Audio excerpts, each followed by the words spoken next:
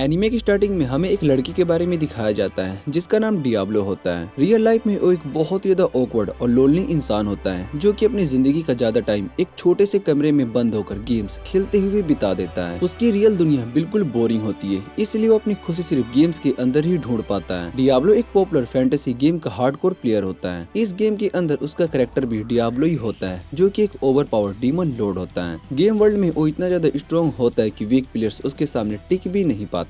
इसी वजह से काफी लोग उससे डरते भी हैं और उसका नाम पूरे गेम में फेमस हो चुका होता है। लेकिन एक रात अचानक से कुछ अजीब हो जाता है। डियाब्लो जैसे ही गेम खेल रहा होता है वैसे ही वो सीधा गेम के वर्ल्ड के अंदर टेलीपोर्ट हो जाता है। जब वो होश में आता है तो उसे पता चलता है कि अब अपने इन गेम कैरेक्टर के बॉडी के अंदर है। उसके सामने दो लड़कियां होती है जो कि इस बात पर लड़ रही होती है कि डियाब्लो को किसने समन किया। डियाब्लो कुछ बोलना चाहता है लेकिन रियल लाइफ में सालों तक किसी से बात ना करने की वजह से उसकी आवाज तक नहीं निकल पाती। वो अंदर से काफी नर्वस होता है पर बाहर से अपनी कमजोरी दिखाना नहीं चाहता, इसलिए वो डिसाइड करता है कि वो अपने डीमन लॉर्ड के रोल में ही एक्ट करेगा और दोनों लड़कियों को ठंडे और घमंडी आवाज में लड़ना बंद करने का ऑर्डर देता है। तभी अचानक उन दोनों की बॉडीज बिना उनके कंट्रोल के मूव करने लगती है। वो मजबूरी में एक दूसरे से हाथ मिला लेती है और उसी वक्त उनके गले में स्लेव कॉलर्स अपीयर हो जाते हैं। ये देखकर दोनों लड़कियां बहुत ही शॉक हो जाती है क्योंकि असल में उन्होंने डियाब्लो पर इंस्लेवमेंट रिचुअल यूज किया होता है। लेकिन डियाब्लो के पास एक स्पेशल डीमन लॉर्ड रिंग होती है जो हर तरह के मैजिक को रिफ्लेक्ट कर देती है। इसी वजह से रिचुअल उल्टा उन पर ही पड़ गया होता है। सिटी जाते वक्त लड़कियां सोच में पड़ जाती है कि ये सब कैसे हो गया। तब डियाब्लो उन्हें अपनी रिंग के बारे में बताता है। ये सुनने के बाद एक लड़की गुस्से में कहती है कि वो किसी ट्राई हार्ड डीमन लॉर्ड की स्लेव नहीं बनना चाहती है, लेकिन दूसरी लड़की उसे समझाती है कि वो मिलकर इस रिचुअल को अंडू करने का तरीका ढूंढ लेंगे। थोड़ी देर के बाद वो लोग सिटी पहुंच जाते हैं और सीधा एक इन में जाकर रूम से ले लेते हैं। वहाँ पर भी दोनों लड़कियां डियाब्लो को लेकर बहस करने लगती है। सिचुएशन को ऑकवर्ड देखकर डियाब्लो एक अजीब सा सोल्यूशन सजेस्ट करता है जिससे कि वो दोनों चुप हो जाते हैं। रूम में पहुंचने के बाद जब सब कुछ शांत होने वाला होता है तभी अचानक दरवाजे पर नॉक होता है। बाहर एक औरत खड़ी होती है जिसका नाम कैस्टिलाइन होता है। डियाब्लो उसे पहचान लेता है क्योंकि गेम में वो एक बहुत ही इंपॉर्टेंट कैरेक्टर होती है जो मेज एसोसिएशन की हेड और इस शहर की गार्डियन भी होती है। कैस्टिलाइन बताती है कि वो सिर्फ रैम का हाल चाल लेने के लिए आई थी, लेकिन जब उसकी नजर लड़कियों के गले में स्लेव कॉलर पर पड़ती है तो वो बहुत ही क्यूरियस हो जाती है। बाद में सब लोग नीचे रेस्टोरेंट में जाते हैं जहाँ रैम पूरी सिचुएशन एक्सप्लेन करती है। कैस्टिलाइन प्रॉमिस करती है कि वो इस रिचुअल को अंडू करने का सोल्यूशन ढूंढने में मदद करेगी। इसी बीच एक गार्ड जिसका नाम ग्लोक होता है डियाब्लो से बदतमीजी से बात करता है और उसे धमकाने की कोशिश करता है। पहले डियाब्लो थोड़ा सा घबरा जाता है लेकिन फिर उसे याद आता है कि वो अब एक नॉर्मल गेमर नहीं बल्कि एक पावरफुल डीमन लॉर्ड है। वो गार्ड को वार्निंग देता है जिससे कि पूरा माहौल ही सीरियस हो जाता है और इसी के साथ ये क्लियर हो जाता है कि एक बेकार सी जिंदगी जीने वाला गेमर अब एक नया दुनिया में अपनी असली पावर के साथ अपनी कहानी शुरू कर चुका है। लकीली कैस्टिलाइन सिचुएशन को संभाल लेती है और एस रैंक पार्टी को पीछे हटने का सिग्नल देती है। उसके बाद वो रैम से अपने साथ चलने के लिए कहती है लेकिन रैम क्लियरली मना कर देती है और वो बोलती है कि वो कैसल में छुप कर रहना नहीं चाहती बल्कि एक एडवेंचरर बनकर दुनिया को एक्सप्लोर करना चाहती है। ये सुनने के बाद कैस्टिलाइन उसकी बात को समझ जाती है और अपने लोगों के साथ वहाँ से चली जाती है। डियाब्लो थोड़ा सा क्यूरियस हो जाता है और रैम से पूछता है कि इतनी पावरफुल कैस्टिलाइन तुमसे मिलने क्यों आई थी, लेकिन रैम इस सवाल का जवाब देने से मना कर देती है। डियाब्लो के गेमर इंस्टिंक्ट्स तुरंत एक्टिवेट हो जाते हैं और वो सोचता है कि ये कोई बड़ी सीक्रेट वाली साइड क्वेस्ट हो सकती है, इसलिए वो शेर को बोल देता है कि वो थोड़ी देर के लिए रूम में ना आए क्योंकि वो रैम से सीरियस बात करना चाहता है। रूम में पहुंचते ही डियाब्लो रैम से पूछता है कि असल बात क्या है। रैम थोड़ी घबरा जाती है और कहती है कि उसे डर है कि अगर उसने सच बता दिया तो शायद से डियाब्लो उसे छोड़कर चला जाए। ये सुनने के बाद डियाब्लो उसे शांत करता है और प्रॉमिस करता है कि चाहे जो भी सच हो वो उसे एक्सेप्ट करेगा। डियाब्लो की बातों से रैम का दिल हल्का हो जाता है और वो इमोशनल हो जाती है। थोड़ी देर के बाद रैम अपना सीक्रेट बताती है कि उसके अंदर डीमन क्रेमलुम की सोल सील्ड है और अगर कभी उसकी मौत हो गई तो वो डीमन लॉर्ड फ्री हो जाएगा। रैम ये भी बताती है कि इस सोल को उसके बॉडी से निकालने का कोई तरीका नहीं है। ये सुनकर डियाब्लो को उस पर तरस आ जाता है और उसे वादा करता है कि वो उसका सीक्रेट किसी को नहीं बताएगा और उसकी मदद करेगा। डियाब्लो की बात सुनते ही रैम खुद को रोक नहीं पाती और आंसुओं में टूट जाती है। बाद में जब रैम सो जाती है डियाब्लो अकेला टाउन में स्क्वायर में जाकर सोचने लगता है। तभी वहाँ पर ग्लोक और कुछ मेजेस और आ जाते हैं। डियाब्लो उन्हें इग्नोर करना चाहता है लेकिन ग्लोक को गुस्सा आ जाता है। गुस्से में वो एक समनिंग क्रिस्टल को तोड़ देता है जिससे कि एक लेवल 30 फायर ब्रीथिंग सालामंडर समन हो जाता है जो दिखने में एक ड्रैगन जैसा लग रहा होता है। सब लोग घबरा जाते हैं लेकिन डियाब्लो कामली बोलता है कि वो लेवल 130 का है और ये कहकर एक पावरफुल एक्सप्लोजन स्पेल का यूज करता है जिससे कि सालामंडर तुरंत ही खत्म हो जाता है और जमीन तक पिघल जाती है। डियाब्लो की पावर को देखकर ग्लोक की हालत खराब हो जाती है और वो डर के साथ पूछता है कि डियाब्लो असल में कौन है। डियाब्लो सिंपल शब्दों में कहता है कि वो दूसरी दुनिया का डीमन लॉर्ड है। अगले दिन जब डियाब्लो रैम और शेर एडवेंचरर गिल्ड की तरफ जा रहा होता है, डियाब्लो नोटिस करता है कि आसपास कोई भी ह्यूमन नहीं है। वो इस बारे में लड़कियों से पूछता है। लड़कियां बताती है कि ये डेमी ह्यूमन डिस्ट्रिक्ट है जहाँ ह्यूमंस रेयरली आते हैं, और ये सुनकर डियाब्लो को समझ में आ जाता है कि ह्यूमंस और डेमी ह्यूमंस के बीच रिलेशन अच्छे नहीं है और शायद से इसी वजह से ग्लोक उससे बिना वजह के नफरत कर रहा था। क्यूरियोसिटी में डियाब्लो पूछते है कि क्या इस दुनिया में लेवल से स्ट्रेंथ मेजर होती है। शेर बताती है कि हाँ, यही सिस्टम फॉलो होता है। तब रैम रिवील करती है कि वो खुद लेवल 40 समनर है और जिस गिल्ड में वो जा रहे हैं वहाँ का लेवल मेजर करने का प्रॉपर सिस्टम भी होता है। और यहीं से डियाब्लो की नई दुनिया में एक और सीरियस एडवेंचर शुरू होने वाली होती है। थोड़ी देर के बाद डियाब्लो, रैम और शेर गिल्ड पहुंच जाते हैं। रिसेप्शन डेस्क पर शेर अपना फॉर्म फिल करता है और उसके बाद रिसेप्शनिस्ट उन्हें एक बड़े से मिरर के पास ले जाती है। वो बताती है कि ये मिरर किसी भी इंसान की मैजिक पावर और लेवल को मेजर करता है। उसके लिए सिर्फ इतना ही करना होता है कि मिरर पर हाथ रखकर अपनी पूरी एनर्जी उसमें डालनी होती है। सबसे पहले शेर मिरर के सामने आती है और ध्यान से मिरर पर अपना हाथ रखती है और अपनी मैजिक पॉर करती है। थोड़ी देर के बाद रिसेप्शनिस्ट अनाउंस करती है कि शेर का लेवल 30 है। ये सुनकर सब नॉर्मल रिएक्ट करते हैं क्योंकि शेर का लेवल काफी स्ट्रॉन्ग माना जाता है। उसके बाद डियाब्लो की बारी आती है। जैसे ही डियाब्लो मिरर पर हाथ रखता है और अपनी मैजिक रिलीज करता है, पूरे रूम में एक पावरफुल मैजिक वेव फैल जाती है। मिरर जोर से चिल्लाने लगता है और हवा तक हिलने लगती है। सिचुएशन आउट ऑफ कंट्रोल होता देखकर डियाब्लो तुरंत अपना हाथ हटा लेता है। तभी अचानक एक बनी ईयर वाली लड़की गुस्से में रूम के अंदर घुस आती है और चिल्लाते हुए पूछती है कि इतनी डेंजरस मैजिक का यूज कौन कर रहा है। उसका नाम सैली होता है और वो इस गिल्ड की मास्टर भी होती है।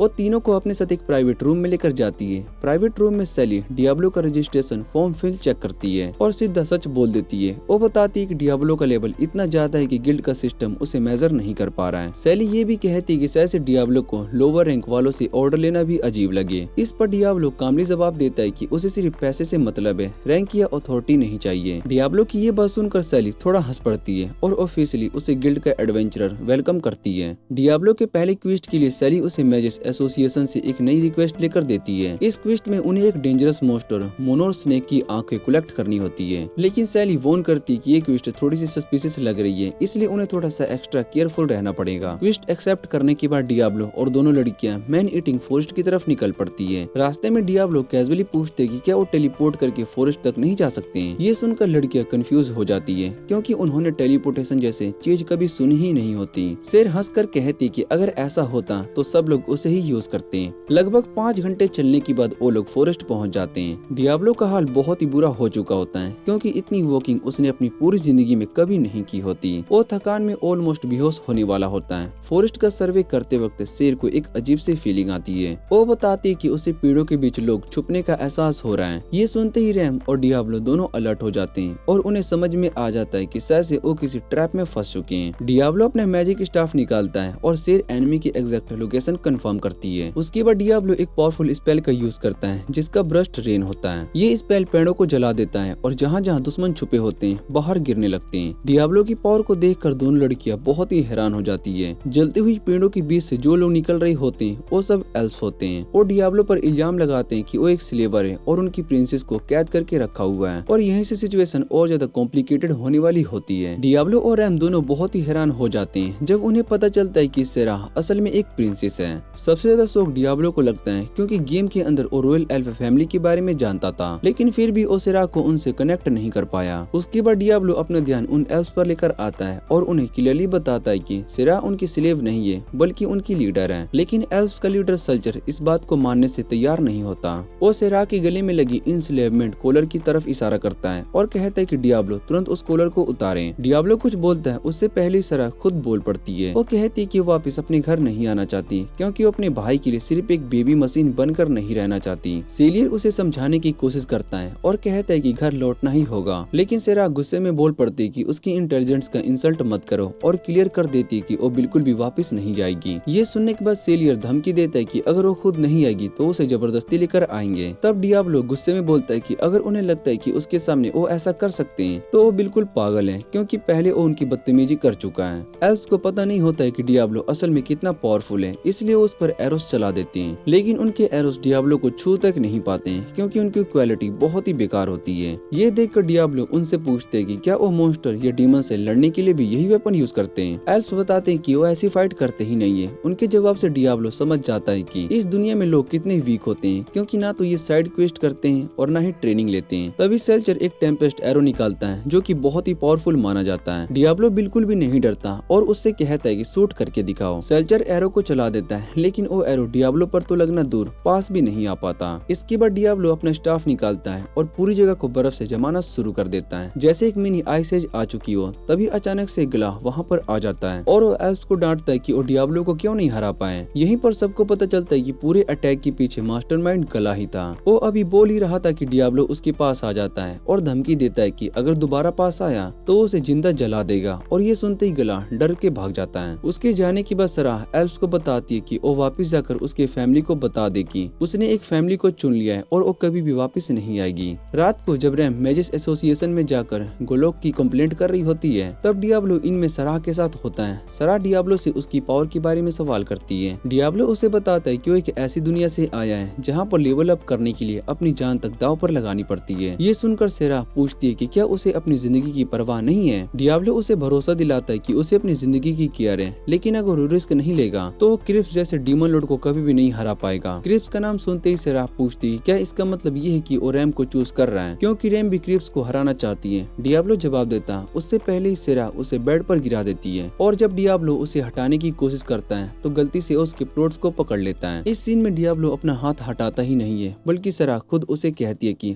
आराम से टाइम लो। डियाब्लो का दिमाग बिल्कुल भी आउट ऑफ कंट्रोल हो जाता है और वो ऑलमोस्ट अपनी लिमिट क्रॉस करने ही वाला होता है, लेकिन तभी रैम वहाँ पर आ जाती है और जैसे रैम उन दोनों को इस हालात में देखती है वो तुरंत गुस्सा हो जाती है। कुछ दिन के बाद सेलिया डियाब्लो और दोनों लड़कियों को गिल्ड बुलाती है, क्योंकि उसके पास उनके लिए एक स्पेशल क्विस्ट होता है। जब रैम को पता चलता है कि ये क्विस्ट कैलेस्टाइन ने अरेंज किया है तो वो तुरंत मना कर देती है। रैम कहती है कि हेड मैच का कोई एहसान नहीं लेना चाहती, लेकिन सराह बोलती है कि अगर उन्होंने क्विस्ट को मना कर दिया तो पैसे का नुकसान हो जाएगा, जो उन्हें वैसे भी चाहिए। आखिर ये डिसाइड होता है कि डियाब्लो और सराह के साथ में क्विस्ट पर जाएंगे। ये क्विस्ट काफी ज्यादा सिंपल होता है, जिसमें उन्हें बस टाउन के बाहर अनलॉक ब्रिज तक रिफ्रेशमेंट डिलीवर करने होते हैं। जैसी रैम ये सुनती है वो और ज्यादा गुस्सा हो जाती है, क्योंकि उसे लगता है कि कैलेस्टाइन उसका मजाक उड़ा रही है। गिल्ड से निकलते वक्त उसका रास्ता एक लड़का रोकता है जिसका नाम एमिल होता है। वो टिपिकल हैंडसम टाइप का होता है और खुद को सब लड़कियों का लवर मानता है। वो बोलता है कि उसने शहर में अफवाह सुनी है कि एक डीमन को डिफरेंट रेसेस की लड़कियों के साथ घूम रहा है, और उसे पूरा यकीन होता है कि वो डीमन डियाब्लो ही है। डियाब्लो थोड़ा सा सरप्राइज्ड होता है कि लोग उसे डीमन कह रहे हैं, लेकिन वो एक्सप्लेन नहीं करता है कि उसके हॉर्न्स फेक हैं। उल्टा वो खुश होता है क्योंकि उसे लगता है कि उसे एक रियल चैलेंजर मिल गया है। एमिल अटैक करता है, लेकिन डियाब्लो अपने गेमर एक्सपीरियंस की वजह से उसकी मूव्स पहले से ही पढ़ लेता है और उसके अटैक को ब्लॉक कर लेता है। एमिल थोड़ा सा इम्प्रेस होता है और बोलता है कि वो सिर्फ वार्म अप था। यह सुनकर डियाब्लो और एक्साइटेड हो जाता है, लेकिन अगला मूव इतना स्लो होता है कि डियाब्लो को गुस्सा ही आ जाता है। अपने मेंटर अरोन की तरह डियाब्लो और अब के बीच में ही एमिल को एक पंच मार देता है, जिससे कि वो सीधा पीछे वाली वॉर पर जाकर गिरती है। हैरानी की बात यह होती है कि एमिल फिर भी उठ जाती है, लेकिन इससे पहले वो दोबारा से अटैक करे। रैम और सराह दोनों बीच में ही आ जाती है। वो एमिल को बताती है कि कैसे उन्हें इंस्लेव किया गया था।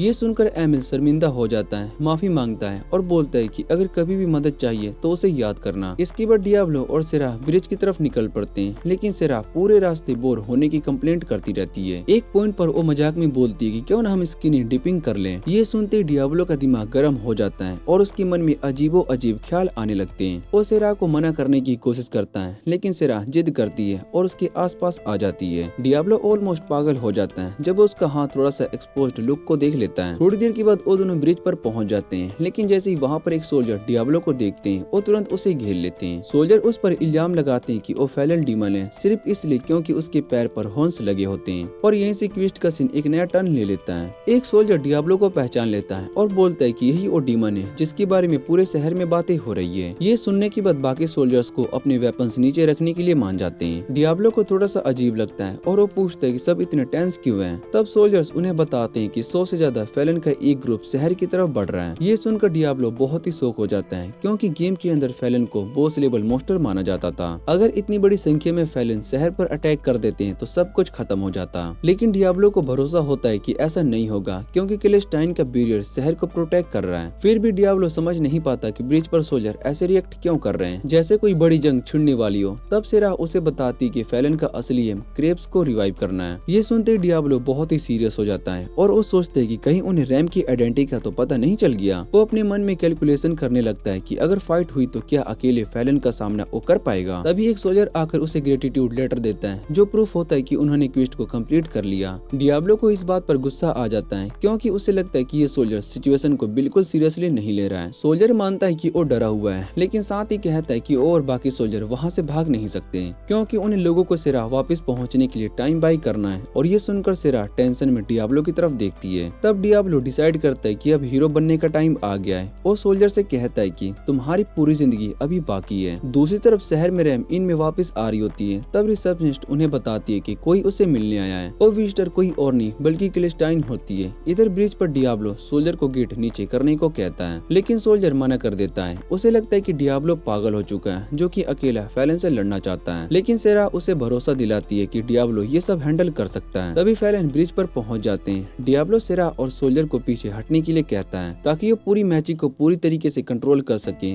मजबूरी में सोल्जर कॉम्प्लीमेंट करना बंद कर देते हैं और सेरा के साथ रिट्रीट कर लेता है डियाब्लो को अकेले छोड़कर। डियाब्लो फैलन से कहता है कि उनका उनके टेरिटोरी में आना उसके लिए नुकसान साबित हो रहा है। जैसे ही एक फैलन उस पर फुल पावर से अटैक करता है डियाब्लो उसे तुरंत सबके सामने एग्जाम्पल बना देता है। इसी वक्त शहर में रैम और क्लेस्टाइन बात कर रही होती है। क्लेस्टाइन रैम को बताती है कि उसने गला को उसके कामों की वजह से डिसमिस कर दिया है और सारी प्रॉब्लम्स उसके लिए माफी मांगती है। फिर वो रैम से पूछती कि क्या गला ने जो कहा था वो सच है, यानी क्या डियाब्लो असल में एक डीमन लॉर्ड है। रैम सच बता देती है और कहती है कि डियाब्लो दूसरी दुनिया का डीमन है। लेकिन क्लेस्टाइन इस बात पर यकीन नहीं करती और कहती है कि उसने कभी किसी और वर्ल्ड के डीमन लॉर्ड के बारे में सुना ही नहीं और अगर ऐसा होता भी तो रैम इतनी स्ट्रॉन्ग नहीं होनी चाहिए थी कि उसे समन कर पाए। क्लेस्टाइन अंदाजा लगाती है कि शायद से डियाब्लो असल में एक फैलन है जो कि रैम के अंदर मौजूद डीमन लॉर्ड की पावर की तरफ खींचा आया है। लेकिन रैम तुरंत डियाब्लो को सपोर्ट करती है और साफ कहती है कि ऐसा नहीं है। तभी अचानक गोक गुस्से और पागल जैसे हाल में वहाँ से घुस जाता है और क्लेस्टाइन से डिमांड करता है कि वो अपना डिसीजन वापस ले ले। क्लेस्टाइन शांत तरीके से बोलती है कि अब सोचने जैसा कुछ भी नहीं बचा क्योंकि गोक ने जो किया उसकी पनिशमेंट बिल्कुल सही है। लेकिन गोक मानने को तैयार ही नहीं होता।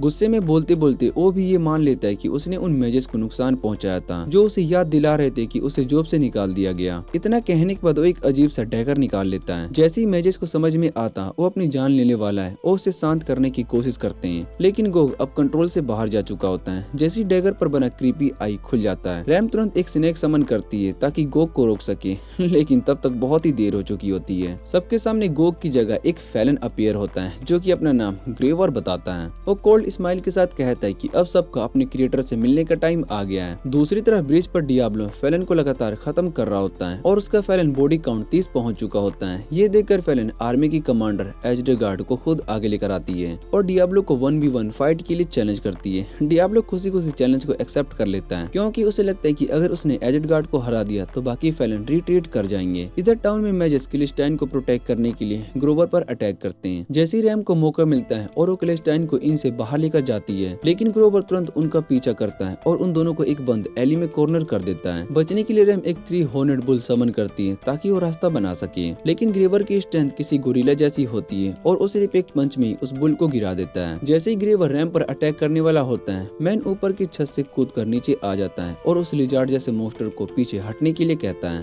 उसी वक्त कुछ और एडवेंचरस भी वहाँ पर आ जाते हैं और ग्रेवर को घेर लेते हैं और साफ बोल देते हैं कि वो क्लेस्टाइन को कोई नुकसान नहीं पहुँचाने देंगे। ग्रेवर थोड़ा सा इंटरेस्टेड हो जाता है और उन्हें चैलेंज कर देता है। एमिल आगे बढ़ता है और ग्रोवर पर स्वॉर्ड से अटैक करता है लेकिन ग्रोवर आराम से उस अटैक को रोक लेता है और अपनी मैजिक एनर्जी का एक ब्लास्ट एमिल को पीछे धकेल देता है। ग्रोवर घमंड के साथ बोलता है कि वो मेन फॉरेस्ट का सबसे बड़ा सोर्सरर है और एमिल को पूरी निराशा में धकेल देता है। एमिल बिना डरे दोबारा से अटैक करती है लेकिन ग्रोवर एक हाथ से अटैक को ब्लॉक करता है और दूसरे हाथ से एक डार्क बुलेट स्पेल चला देता है। एमिल जमीन पर गिर जाता है और जब रैम और क्लेस्टाइन देखते हैं कि वो खून खांस रहा है तो वो ग्रेवर से रुकने की गुहार लगाते हैं लेकिन एमिल एक प्राउड वॉरियर होता है इसलिए वो मना कर देता है। ये देखकर ग्रोवर उस पर भी अपनी डार्क ब्लड्स चला देता है। इसी बीच ब्रिज पर डियाब्लो और एडलगार्ड की फाइट और ज्यादा इंटेंस हो चुकी होती है और वो दोनों के बीच बैटल अपने पीक पर पहुंचने वाली होती है। ब्रिज पर डियाब्लो एडलगार्ड की स्ट्रेंथ को मान लेता है लेकिन साथ ही उसे ये भी समझ में आता है कि उसकी लेवल की नहीं है और उसे फाइट को छोड़ देनी चाहिए। लेकिन एडलगार्ड पीछे हटने की वजह सैक्रिफाइस चार्ज नाम का एक स्पेल एक्टिवेट कर देता है जिसे देखकर डियाब्लो तुरंत पहचान लेता है। वो समझ जाता है कि ये स्पेल यूजर के खुद ही हिट पॉइंट्स को कंज्यूम कर लेता है। डियाब्लो थोड़ा सा होपफुल हो जाता है और एजलगार्ड को बोलता है कि वो पूरी ताकत लगाकर दिखाओ। एजलगार्ड भी बिना सोचे समझे अपनी फुल पावर अटैक कर देती है। अटैक का इम्पैक्ट इतना ज्यादा होता है लेकिन डियाब्लो बिल्कुल खड़ा रहता है। ये देखकर एजलगार्ड शॉक हो जाती है क्योंकि उसे पूरा यकीन था कि उसका अटैक लगते ही डियाब्लो खत्म हो जाएगा। तभी एक सोल्जर वहाँ पर पहुँचता है और बताता है कि टाउन के अंदर फैलन तबाही मचा रहा है और वो कैलेस्टाइन और रैम को मारने की कोशिश कर रहा है। ये सुनते ही डियाब्लो तुरंत टेंशन में आ जाता है, जबकि एजरगार्ड के चेहरे पर एक स्मग स्माइल आ जाती है क्योंकि उनका प्लान सक्सेसफुल हो रहा होता है। डियाब्लो समझ जाता है कि उन्हें प्लान के थ्रू फंसाया गया है और वहाँ पर मौजूद सब लोगों को बोलता है कि अगर पार्ली गेट्स देखना नहीं चाहते तो तुरंत कवर कर ले। उसके बाद डियाब्लो अपना स्टाफ एजलगार्ड्स और उसके सारे फैल्कन की तरफ पॉइंट करता है और स्पेल प्रिपेयर करते वक्त एजलगार्ड को आखिरी बार रिट्रीट करने का चांस देता है, लेकिन एजलगार्ड मना कर देती है और कहती है कि वो अपना मिशन पूरा करके डीमन लॉर्ड को रिवाइव करेगी और पूरी ह्यूमैनिटी को खत्म कर देगी। ये सुनकर डियाब्लो गुस्से में बोलता है कि वो बेवकूफ है क्योंकि असल में डीमन लॉर्ड वही है। अगली पल डियाब्लो के स्टाफ से एक छोटा सा लाइट का टुकड़ा नीचे गिरता है। जैसे ही वो ब्रिज को टच करता है एक भयानक एक्सप्लोजन हो जाता है। ब्लास्ट खत्म होते ही ब्रिज,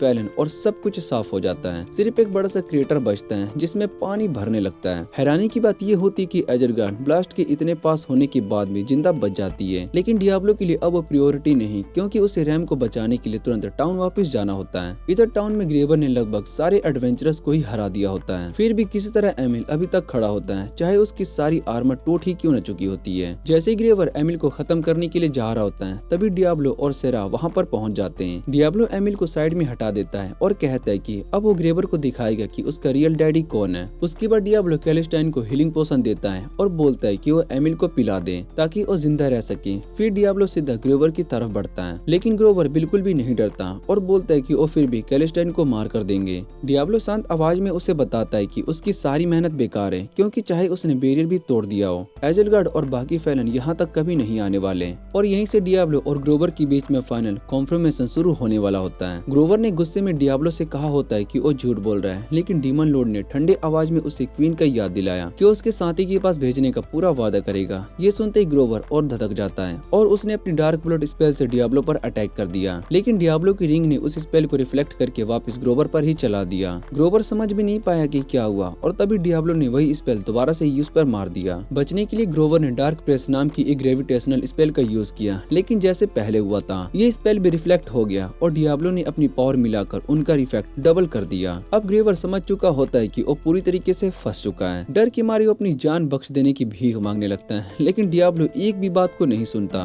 और उसे अंधेरे की एक अलग ही डायमेंशन में भेज देता है, मतलब कि सील कर देता है। जैसे ही ग्रोवर गायब हुआ डियाब्लो खुद लड़खड़ा गया क्योंकि उसके ज्यादातर मैजिक पॉइंट्स खत्म हो चुके थे। सेरा को इस बात का अंदाजा भी नहीं था कि डियाब्लो कितना थक चुका है, इसलिए वो तुरंत भागकर उसके गले लग गई और उसे बधाई देने लगी। रैम ने ज्यादा शांत तरीके से उसका हाथ पकड़कर उसे बचाने के लिए थैंक यू कहा। जब डियाब्लो ने देखा कि रैम की आंखों में आंसू है तो वो खुद रुक गया क्योंकि वो कुछ भी ऐसा नहीं करना चाहता था जिससे कि वो रो पड़े। आखिरकार उसने कहा कि उसने ये सब इसलिए किया है क्योंकि रैम उसकी स्लेव है और उसे बिल्कुल भी पसंद नहीं है कि कोई उसकी चीज को छुए। उसकी हैरानी की बात यह है कि रैम ये बात सुनकर बहुत ही खुश हो गया कि वो उसकी है। डियाब्लो सोचने लगा कि शायद से इस लड़के के दिमाग में थोड़ा सा लालच है। तभी सरा ने पूछ लिया कि क्या वो कभी उसकी है। डियाब्लो जवाब देने ही वाला था, लेकिन उस वक्त सरा उसके बिल्कुल पास आ गई। अगली पल डियाब्लो का बैलेंस बिगड़ गया और वो सीधा आगे की तरफ गिर पड़ा। उस जोर के झटके से उल्टा उछल गया। रैम ने उसे पकड़ने की कोशिश की, लेकिन वो इतनी सख्त थी कि डियाब्लो के सिर को कोई भी क्यूजन नहीं मिला और वो तुरंत बेहोश हो गया। 3 दिन के बाद बारिश के दिन जो लोग अटैक में मारे गए थे उन सब का अंतिम संस्कार किया गया और शहर को दोबारा बनाने का काम शुरू किया गया। कुछ दिन के बाद जब डियाब्लो बेड पर आराम कर रहा था तब अचानक सेरा ने एक बहुत ही ज्यादा बोल्ड आउटफिट पहनकर उस पर कूद पड़ी। डियाब्लो उसे देखकर घूरता रह गया। तभी रैम गुस्से में अपने कमरे का दरवाजा खोलकर आई और सेरा से पूछती कि वो ऐसे कपड़े पहनकर क्यों घूम रही है जैसे सड़क पर काम करती हो। सेरा ने सीधा सा जवाब दिया कि उसे गर्मी लग रही है। ये सुनते ही रैम ने गुस्से में एल्फ को डियाब्लो से दूर किक कर दिया और वार्निंग दी कि अगर ज्यादा पास आई तो उसकी टेम्परेचर और बढ़ जाएगी। सेरा अपनी सीधी सोच की वजह से बात को समझ नहीं पाई और फिर से डियाब्लो से चिपक गई जैसे रैम और कंप्लेन करने लगी। जब रैम ने देखा कि सेरा पीछा नहीं छोड़ने वाली है तो उसने डियाब्लो का दूसरा हाथ पकड़ लिया। भले ही उससे डियाब्लो को कोई कंफर्ट नहीं मिल रहा था, लेकिन दोनों वहीं पर रुक गए। तभी अचानक सिलाई भी कमरे में आ गई और उसे देखते ही रैम ऐसे पीछे हट गई जैसे जल गई हो, जबकि सेरा वहीं पर रह गई बिल्कुल डियाब्लो के पास।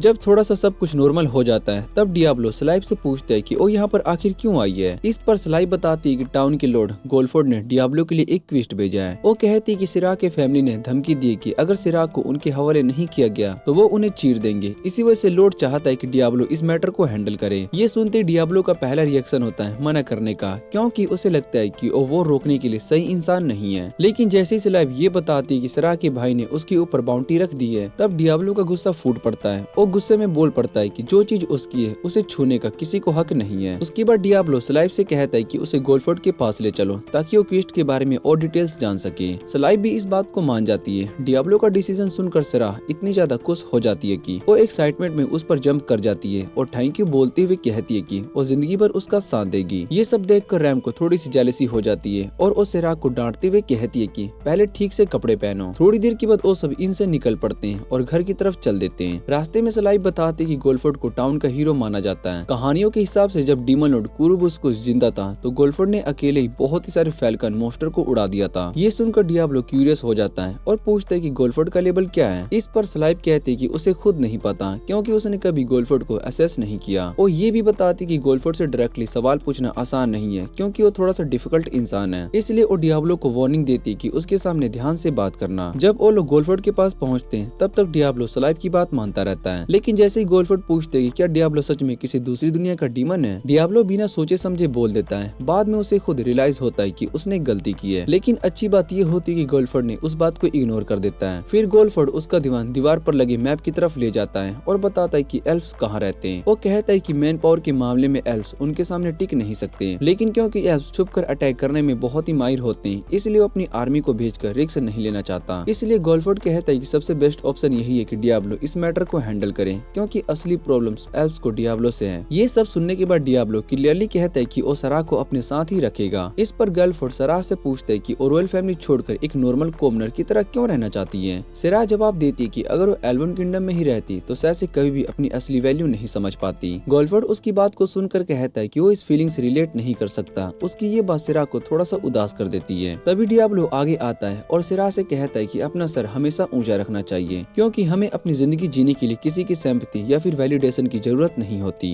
गोल्फोर्ड अपनी बात खत्म करने के बाद डियाब्लो को बताता है कि क्राउन कैपिटल से एक इंसान भेजा है जो इस पूरे मैटर में उनकी मदद करेगा। तभी अगले ही पल एक थोड़ी सी नर्डी दिखने वाला नाइट रूम में एंट्री करता है जो कि अपना नाम एलिसिया बताती है। थोड़ा नॉर्मल बातचीत के बाद एलिसिया अचानक से रैम से पूछ लेती है कि क्या उसे किसी बात का टेंशन है। ये सुनकर रैम शॉक हो जाती है, लेकिन फिर वो पूछती है कि एलिसिया ने ऐसा क्यों सोचा। इस पर एलिसिया तुरंत अपोलाइज करती है और बताती है कि उसने सिर्फ अंदाजा लगाया था क्योंकि इतनी टैलेंटेड समनर होने के बावजूद रैम किसी के लिए काम नहीं कर रही थी। वो रैम से पूछती कि अगर कोई प्रॉब्लम हो जिसमें वो मदद कर सकती तो बिना झिझक उसे बता देना। रैम उसका थैंक यू करती है और उसके बाद एलिसिया स्लाइव को पैसे से भरा बैग दे देती है। वो एक्सप्लेन करती है कि ये किंग की तरफ से और उन सब एडवेंचरर के लिए जो कि फैलन अटैक्स में मारे गए थे। फिर एलिसिया सराह का हाथ पकड़ती है और उसे एश्योर करती है कि उसकी इंडिपेंडेंट डिसीजन को फुली सपोर्ट करती है। सराह ये सुनकर खुशी खुशी उसका शुक्रिया अदा करती है। ये सब देखकर डियाब्लो अपने मन में सोचता है कि एलिसिया थोड़ी सी अजीब है और वो असल में थोड़ा सा जेलस भी होता है क्योंकि एलिसिया इतनी आसानी से लड़कियों की फ्रेंड बन गई। लेकिन जैसे ही एलिसिया डियाब्लो की तरफ देखती है डियाब्लो अंदर ही अंदर घबरा जाता है। वो नहीं चाहता था कि एलिसिया को पता चले कि वो अंदर से कितना ऑकवर्ड है, इसलिए वो अपने डीमन लॉर्ड मोड को ऑन कर देता है। वो गुस्से वाले टोन में एलिसिया को वार्निंग देता है कि अगर अपनी जान प्यारी है तो अपनी लिमिट में रहो। सरप्राइजिंगली एलिसिया उसकी बात से बिल्कुल भी नहीं डरती।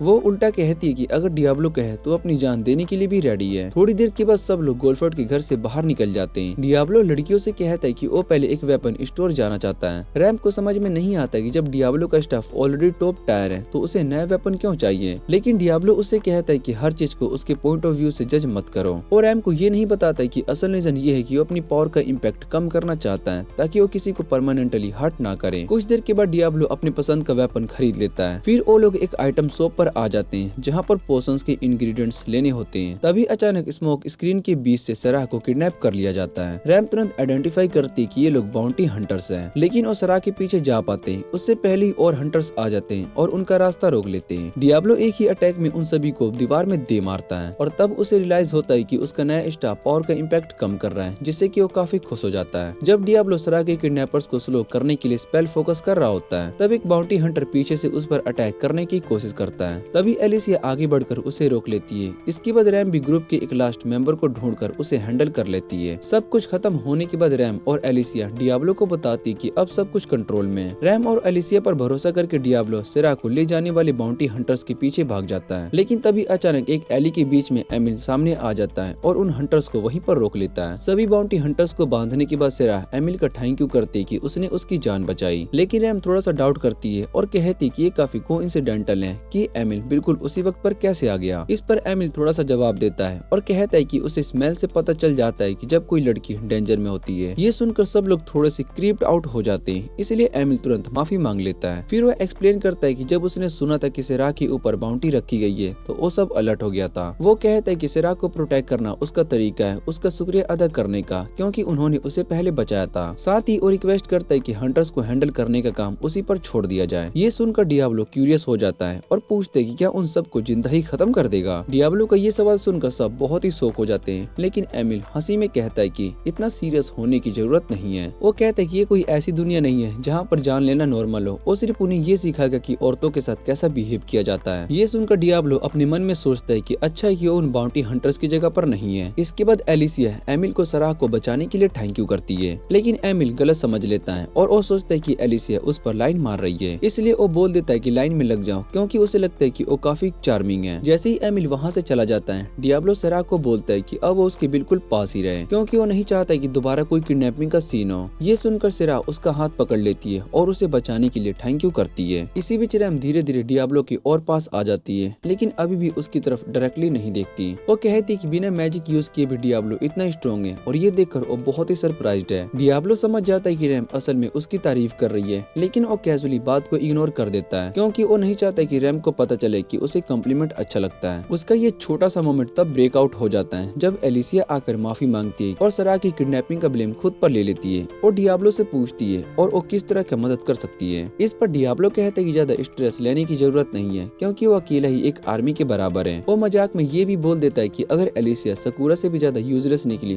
तब भी उसे कोई प्रॉब्लम नहीं होगी। फिर भी एलिसिया सीरियसली प्रॉमिस करती है कि वो अपनी पूरी ताकत लगा देगी ताकि डियाब्लो का क्वेस्ट कंप्लीट हो सके। बाद में जब वो सब वापस इन में जाते हैं तब उनसे मिलने के लिए कैलेस्टाइन आती है। वो बताती है कि उसे स्लेव कूलर के बारे में कुछ इंपॉर्टेंट इन्फॉर्मेशन मिली है। कैलेस्टाइन कहते हैं कि रिसेंटली टाउन में कुछ स्लेव ट्रेडर्स आए हैं और शायद वो कूलर्स रिमूव करने में मदद कर सकते हैं, इसलिए वो सजेस्ट करती है कि उनसे मिलना चाहिए। उसके बाद सब लोग स्लेव मार्केट जाने का डिसीजन लेते हैं। रास्ते में डियाब्लो सोचता है कि शायद से स्लेव वैसे ही होंगे जैसे कि उसने अपने फेवरेट गनर चैनल पर देखे थे, लेकिन जैसे ही वो स्लेव मार्केट के अंदर जाता है वो देखकर बहुत ही हैरान हो जाता है, क्योंकि ये जगह उसकी इमेजिनेशन से बिल्कुल अलग होती है और वहाँ कोई भी 50 शेड्स ऑफ ग्रे जैसा डार्क सीन नहीं होता। जैसे डियाब्लो स्लेव कूलर पर ध्यान देता है तभी मेडियोस वहाँ पर आ जाती है, जो स्लेव मार्केट की ओनर होती है और वो साथ ही वाटरमेलन एम्बेसडर भी होती है। जैसे ही उसकी नजर रैम और सराह के कॉलर पर पड़ती है वो गलत समझ लेती है और सोचती है कि डियाब्लो उन्हें बचाने के लिए आया है। मेडियोस डियाब्लो से कहते कि वो उसे उनके बदले अच्छा डील देगी। ये सुनते डियाब्लो काफी गुस्सा हो जाता है। अपनी गलती समझकर मेडियोस तुरंत माफी मांग लेती है, लेकिन उसके बाद उसकी नजर डियाब्लो के मैजिक फ्लो पर पड़ती है और वो बहुत ही हैरानी से कहती है कि वो काफी पावरफुल है। तभी सराह एक्साइटमेंट में बोल पड़ती है कि वो भी डियाब्लो का मैजिक फ्लो देख सकती है। ये सुनकर उसके सारे दोस्त बहुत ही शौक हो जाते हैं और पूछते हैं कि उसे ये कैसे दिखता है। इस पर सराह बस इतना कहता है कि तुम लोगों ने कभी पूछा ही नहीं। उसके बाद सब लोग मेडियोस के साथ एक प्राइवेट रूम में आ जाते हैं। वहाँ मेडियोस कैलेस्टाइन का दिया हुआ लेटर पढ़ती है और वो समझ जाती है कि वो लोग यहाँ किस काम से आए हैं। वो कहती है कि वो उनकी मदद करेगी, लेकिन तभी मेडियोस का ध्यान रैम पर जाता है और वो बताती है कि रैम के अंदर काफी स्ट्रॉन्ग मैजिक फ्लो हो रही है और ये सुनते ही रैम बहुत ही अलर्ट हो जाता है। तब मेडियोस अचानक से एक सवाल सा पूछ लेती है और कहती है कि किसी डीमन ने रैम को प्रेग्नेंट कर दिया। ये सुनकर एलिसिया और सराह दोनों बिल्कुल ही शौक हो जाते हैं और रैम से पूछने लगते हैं कि क्या ये सच है। रैम तुरंत मना कर देती है और कहती है कि ऐसा कुछ भी नहीं है, लेकिन फिर भी सराह को पूरा यकीन नहीं होता। सराह को याद आता है कि उस रात रैम और डियाब्लो काफी देर तक अकेले थे जब डियाब्लो उसे सपोज्डली टॉर्चर कर रहा था, और ये सुनकर रैम और ज्यादा शौक हो जाती है और कहती है कि डियाब्लो ने कभी भी उसकी पर्सनल बाउंड्री क्रॉस नहीं की। मेडियोस क्यूरियोसिटी से पूछती है कि आखिर रैम के अंदर फैलन जैसे पावर्स का फील कैसे हो रहा है। तब डियाब्लो बीच में बोल पड़ता है। वो गुस्से में मेडियोस से कहता है कि ज्यादा पर्सनल सवाल पूछना बंद करें और जो काम के लिए आए हैं वो दे दे। मेडियोस कहती कि इस काम के लिए रूम में कम लोग होने चाहिए। ये सुनकर एलिसिया खुद कहती है कि वो बाहर चली जाएगी।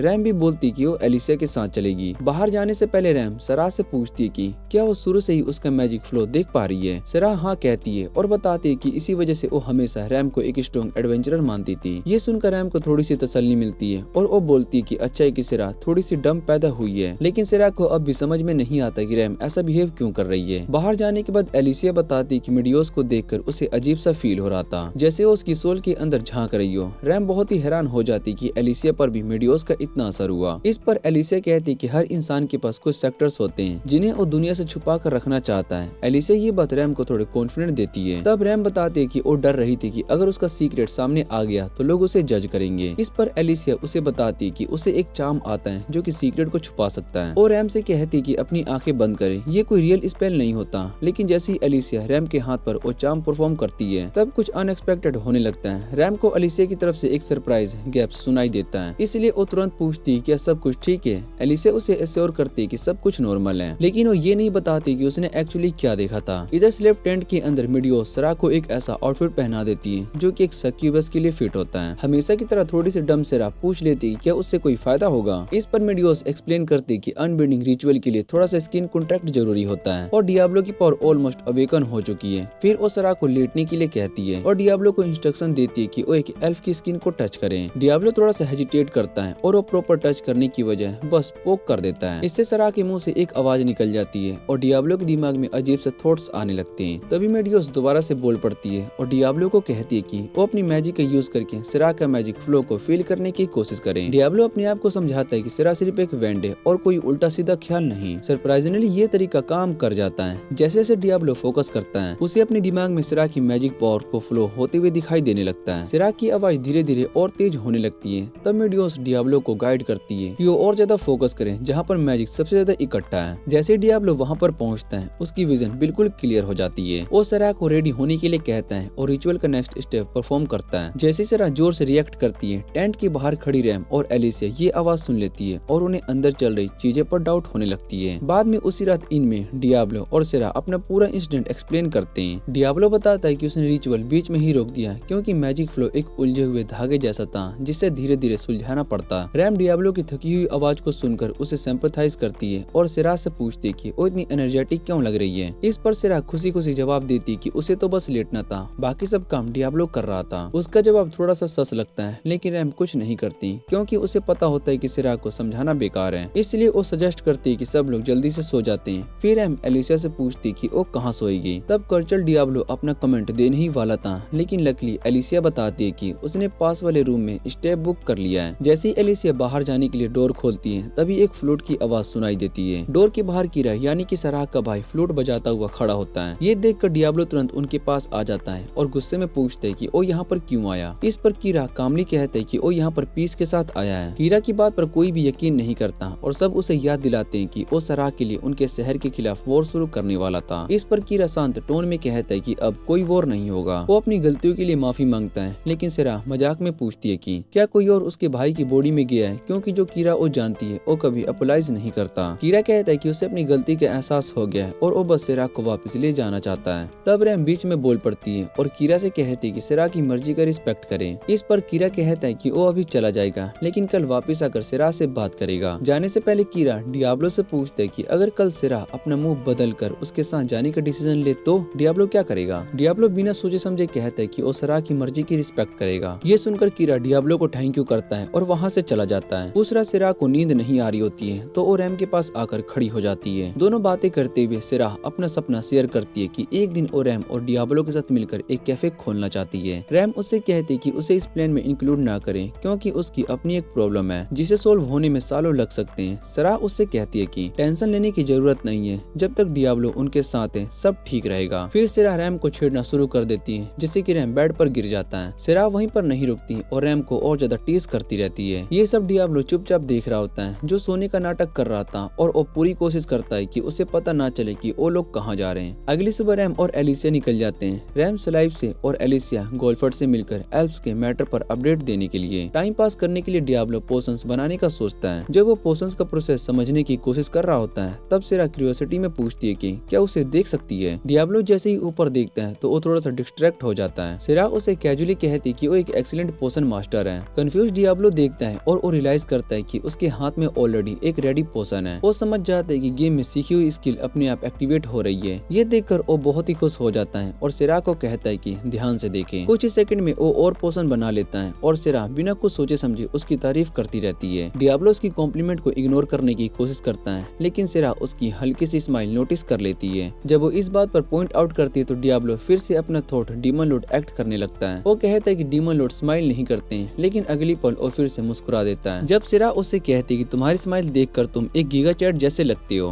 तब डियाब्लो को तुरंत याद आ जाता है कि वो फिर से वही कर गया। उसे खुद पर थोड़ी सी शर्म आती है और वो क्रिंज फील करता है, लेकिन फिर भी वो उस फीलिंग को एंजॉय कर लेता है। बिना ज्यादा सोचे समझे वो सिरा से कह देता है कि काश सब कुछ ऐसे ही हमेशा के लिए बना रहे। जैसे ये वर्ड्स उसके मुंह से निकलते हैं, डियाब्लो को रियलाइज होता है कि वो सिम से ज्यादा ओवर इमोशनल इडियट बन चुका है और वो बस ये चाहता है कि जमीन खुल जाए और वो उसमें समा जाए। वो खुद को ही डांट रहा होता है, तभी सिरा कुछ कहने वाली होती है, लेकिन उसे बोलने का मौका ही नहीं मिलता। अचानक रूम के अंदर कीरा की फ्लूट की आवाज गूंजने लगती है। जैसे ये साउंड आता है, सिरा की आंखों की रोशनी धीमी पड़ जाती है, लेकिन डियाब्लो इस चीज को नोटिस नहीं करता। वो खिड़की के पास जाकर देखता है और कंफर्म करता है कि बाहर सच में कीरा ही खड़ा है। जब डियाब्लो वापस मुड़ता है तो वो देखते है कि सिरा दरवाजे के पास ही खड़ी है और वो उसे बताती है कि उसने कीरा के साथ जाने का फैसला कर लिया है। ये सुनकर डियाब्लो बहुत ही शॉक हो जाता है और उसे रोकने की कोशिश करता है, लेकिन सिरा उसकी एक भी बात को नहीं सुनती और सीधा इनसे बाहर निकल जाती है कीरा से मिलने के लिए। एल प्रिंस कीरा खुशी खुशी अपनी बहन का स्वागत करता है और डियाब्लो को याद दिलाता है कि उसने सिरा के फैशन का रिस्पेक्ट करने की प्रॉमिस किया था। डियाब्लो बस चुपचाप उन दोनों को देखता रह जाता है। गाड़ी के चले जाने के बाद भी वो वहीं पर खड़ा रहता है, बिल्कुल एक ऐसे पपी की तरह जैसे किसी ने उसे लात मार दी हो। कुछ देर के बाद रैम और एलिसिया वापस आ जाती है। जब डियाब्लो उन्हें बताते कि क्या हुआ तो दोनों बहुत ही हैरान हो जाती है, लेकिन सबसे ज्यादा शॉकिंग बात ये होती है कि डियाब्लो कहता है कि वो इसके बारे में कुछ भी नहीं करेगा। कुछ घंटे के बाद रैम डियाब्लो से बात करने के लिए जाती है, जो कि खुद को रूम के अंदर बंद करके बैठा होता है। वो देखना चाहता है कि उसने सिरा को बचाने का फैसला बदला या नहीं। जब डियाब्लो कोई जवाब नहीं देता तो रैम उससे कहती है कि उसे पूरा यकीन है कि सिरा का अचानक डिसीजन कीरा की किसी चाल की वजह से है। हैरानी की बात यह होती है कि डियाब्लो ये सब पहले से जानता था, लेकिन उसके पास कोई प्रूफ नहीं था। इसी वजह से वो पहले ही गिव अप कर चुका था। ये सिचुएशन उसे उसकी पास्ट की याद दिला देती है, जब उसके अपने दोस्तों ने उसे धोखा दिया था। दिल के किसी कोने में वो जानता था कि सिरा ने उसे बिट्रेल किया है, लेकिन अपने पास्ट की दर्द की वजह से वो ये मानने को तैयार नहीं होता है कि कोई सिरा जैसी लड़की सच में उसकी परवाह कर सकती है। रैम समझ जाती है कि डीमन लॉर्ड कुछ करने वाला नहीं है, इसलिए वो उसे सीधा कह देती है कि तुम यहीं पर बैठे एक पैथेटिक विम्प बने रह सकते हो, जबकि मैं सिरा को बचाने के लिए जा रही हूँ। और ये सुनकर डियाब्लो गुस्से में आ जाता है और रैम पर चिल्लाता है, पूछता है कि तुम अपनी जान क्यों रिस्क में डाल रही हो उस लड़की के लिए जो कि तुम्हें छोड़कर चली गई। रैम सीधा जवाब देती है क्योंकि सिरा उसकी दोस्त है, और इस पर डियाब्लो को रियलाइज होता है कि वो कितना सेल्फ सेंटर्ड फूल बन चुका है। जब सिरा के साथ बिताए हुए सारे पल उसके दिमाग में फ्लैश की तरह घूमने लगते हैं तो रैम को आवाज देता है और पूछते हैं क्या उसकी मदद एक्सेप्ट करेगी। रैम बिना सोचे समझे हाँ कह देती है।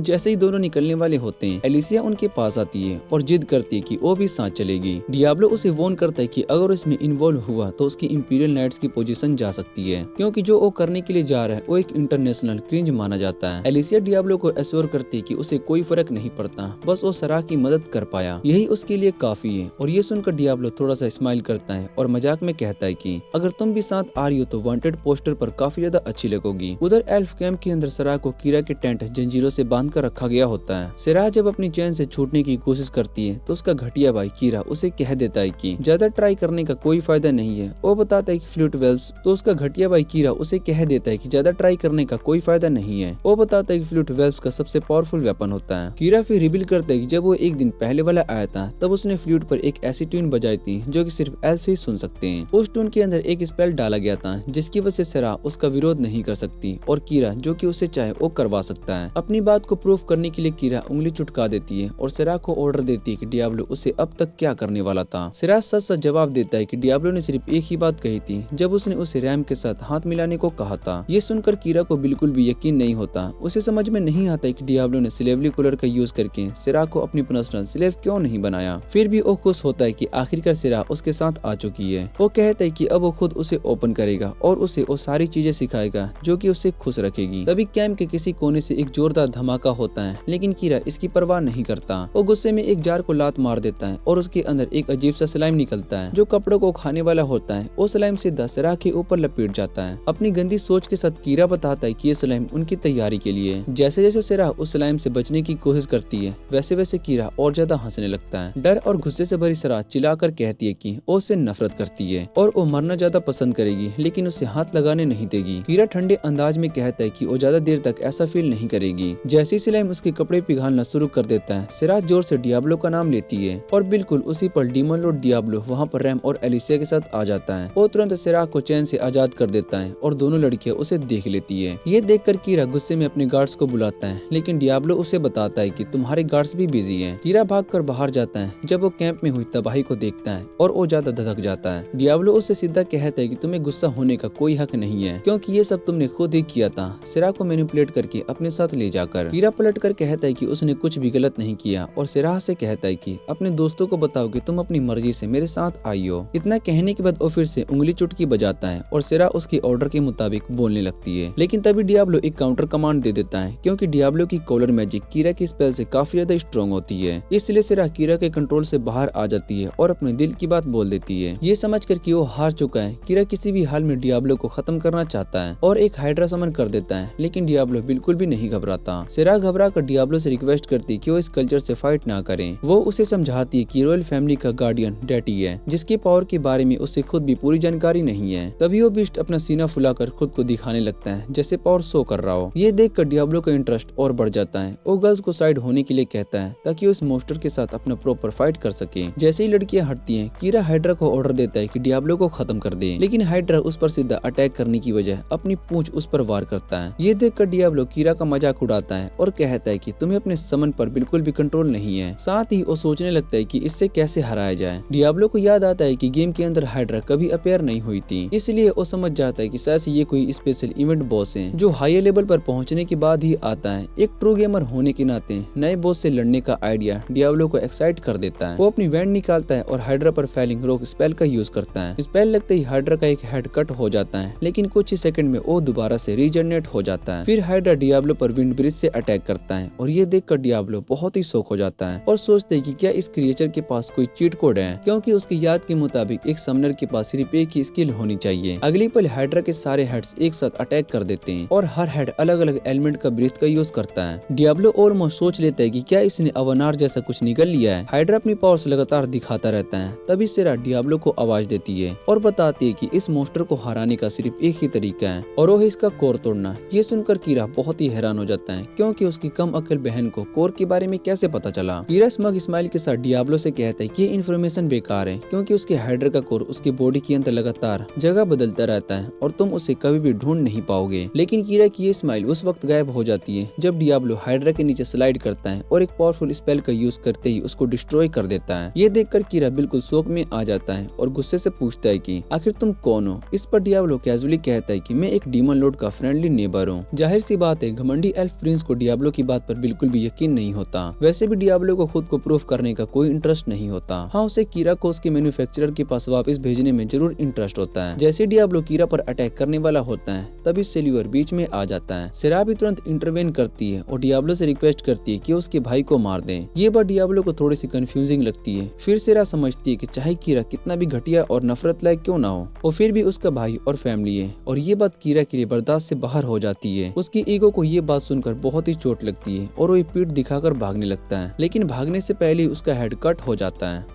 जैसे ही कीरा का बॉडी जमीन पर गिरता है, तभी गोल्डफोर्ड अपने सोल्जर के साथ अचानक से हवा में अपीयर हो जाता है। ये सीन वहाँ पर मौजूद सभी लोगों के लिए और ज्यादा शॉकिंग हो जाता है। सबसे पहले सेल्वर होश में आता है और कीरा का बदला लेने के लिए आगे बढ़ता है, लेकिन गोल्डफोर्ड उसे एक ही थप्पड़ में साइड कर देता है। फिर वो अपने ट्रोप्स को ऑर्डर देता है कि बाकी बचे हुए एल्फ्स को भी खत्म कर दो। जब वो साथ ये भी कहता है कि सिराह को जिंदा पकड़ना है, तो डियाब्लो को बहुत ही गुस्सा आ जाता है। डियाब्लो सीधा गोल्डफोर्ड पर चिल्लाता है और उसे एक्यूज करता है कि उसने जानबूझकर पूरी पूरी सिचुएशन को मैनिपुलेट की ताकि उसके पास एल्फ किंगडम पर अटैक करने के लिए प्रॉपर रीजन हो। गोल्डफोर्ड इस बात को डिनाई नहीं करता, बल्कि वो डियाब्लो के चारों तरफ एक ऐसा बैरियर बना देता है जिससे कि वो बाहर नहीं निकल सकता, ताकि वो इस मसकरे में इंटरफेयर ना कर पाए। ये देखकर एलिसिया आगे आती है और गोल्डफोर्ड का सामना करती है, लेकिन गोल्डफोर्ड उसे शांत अंदाज में कहता है कि वो कुछ गलत नहीं कर रहा है और अगर चाहे तो वो जाकर किंग से कॉम्प्लीमेंट कर सकती है। एलिसिया उससे प्रॉमिस करती है कि वो जरूर रिपोर्ट करेगी। इस पर गोल्डफोर्ड ठंडे लहजे में याद दिलाता है कि वो रैंक में एलिसिया से काफी ऊपर है और वो आसानी से किंग को अपनी साइड में कर सकता है। डरने की बजाय एलिसिया अपनी सोर्ड निकाल लेती है। तभी गोल्डफोर्ड क्लासिक एनिमी मूव करता है और एक ही झटके में एलिसिया की सोर्ड को आधा काट देता है। ये देखकर वहाँ पर खड़े सभी लोग शोक में आ जाते हैं। एलिसिया खुद भी विश्वास नहीं कर पाती है और घुटनों के बल गिर जाती है। डियाब्लो गोल्डफोर्ड की मैजिक फ्लो को ऑब्जर्व करता है और समझ जाता है कि ये आदमी लेवल 100 से भी ऊपर है। तभी डियाब्लो अपने आप से कहता है कि अगर उसे लड़कियों को प्रोटेक्ट करना है तो उसे किसी भी हाल में इस बैरियर से बाहर निकलना होगा। मिडियोस ने जो उसे सिखाया था उसे याद करते हुए डियाब्लो बैरियर की मैजिक सोर्स को ढूंढने पर फोकस करता है। जैसे ही उसे सोर्स मिलता है वो उसे डिस्ट्रॉय कर देता है और फिर से आजाद हो जाता है। ये देखकर गोल्डफोर्ड इम्प्रेस हो जाता है और अपने सोल्जर को पीछे हटने का ऑर्डर देता है। फिर वो खुद अपनी सोर्ड निकालकर डियाब्लो से फाइट करने के लिए आगे बढ़ता है, क्योंकि अब वो समझ चुका होता है कि डियाब्लो एक रियल थ्रेट है। डियाब्लो पहला अटैक करता है और एक एक्सप्लोजन स्पेल यूज करता है, लेकिन गोल्डफोर्ड काफी फास्ट होता है और ब्लास्ट से बच जाता है। उसके बाद वो सीधा डियाब्लो पर हेड ऑन हेड अटैक करता है। उसे बिल्कुल भी मौका नहीं देता और अपना डिफेंस या स्पेल एक्टिवेट कर देता है। जैसे डियाब्लो उसकी स्ट्रेंथ समझ लेता है वो चुपके से एक ट्रैप सेट करता है। गोल्डफोर्ड जैसे उस ट्रैप में फंसता है डियाब्लो उसे बुरी तरीके से बीट कर देता है। वो और भी ट्रैप को सेट करता है जिससे कि गोल्डफोर्ड खुद ही उसकी तारीफ कर देता है। फिर गोल्डफोर्ड और ज्यादा स्पीड के साथ दोबारा से अटैक करता है। डियाब्लो पहले से एक्सपेक्ट कर रहा था, क्योंकि ऐसे मूव वो गेम में कई बार देख चुका था। जैसे ही गोल्डफोर्ड एक और ट्रैप को ट्रिगर करता है डियाब्लो उसे आइस में फ्रीज कर देता है, बिल्कुल एक ह्यूमन पॉप्सिकल की तरह। लेकिन डियाब्लो अपनी जीत सेलिब्रेट कर ही रहा होता है कि गोल्डफोर्ड आइस के अंदर से निकल कर आता है और उसका सिर काटने की कोशिश करता है। डियाब्लो टाइम पर रिएक्ट करता है और लाइटिंग बोल्ट स्पेल से गोल्डफोर्ड पर अटैक कर देता है। हैरानी की बात यह होती है कि इतना पावरफुल अटैक होने के बाद भी गोल्डफोर्ड खड़ा रह जाता है और डियाब्लो से पूछते हैं कि क्या तुम मुझे फिनिश नहीं कर पाओगे। उस वक्त डियाब्लो अपने सारी मैजिक पॉइंट्स को यूज कर चुका होता है और उसे पता होता है कि अगर गोल्डफोर्ड ने एक बार और अटैक किया तो वो खुद मारा जाएगा।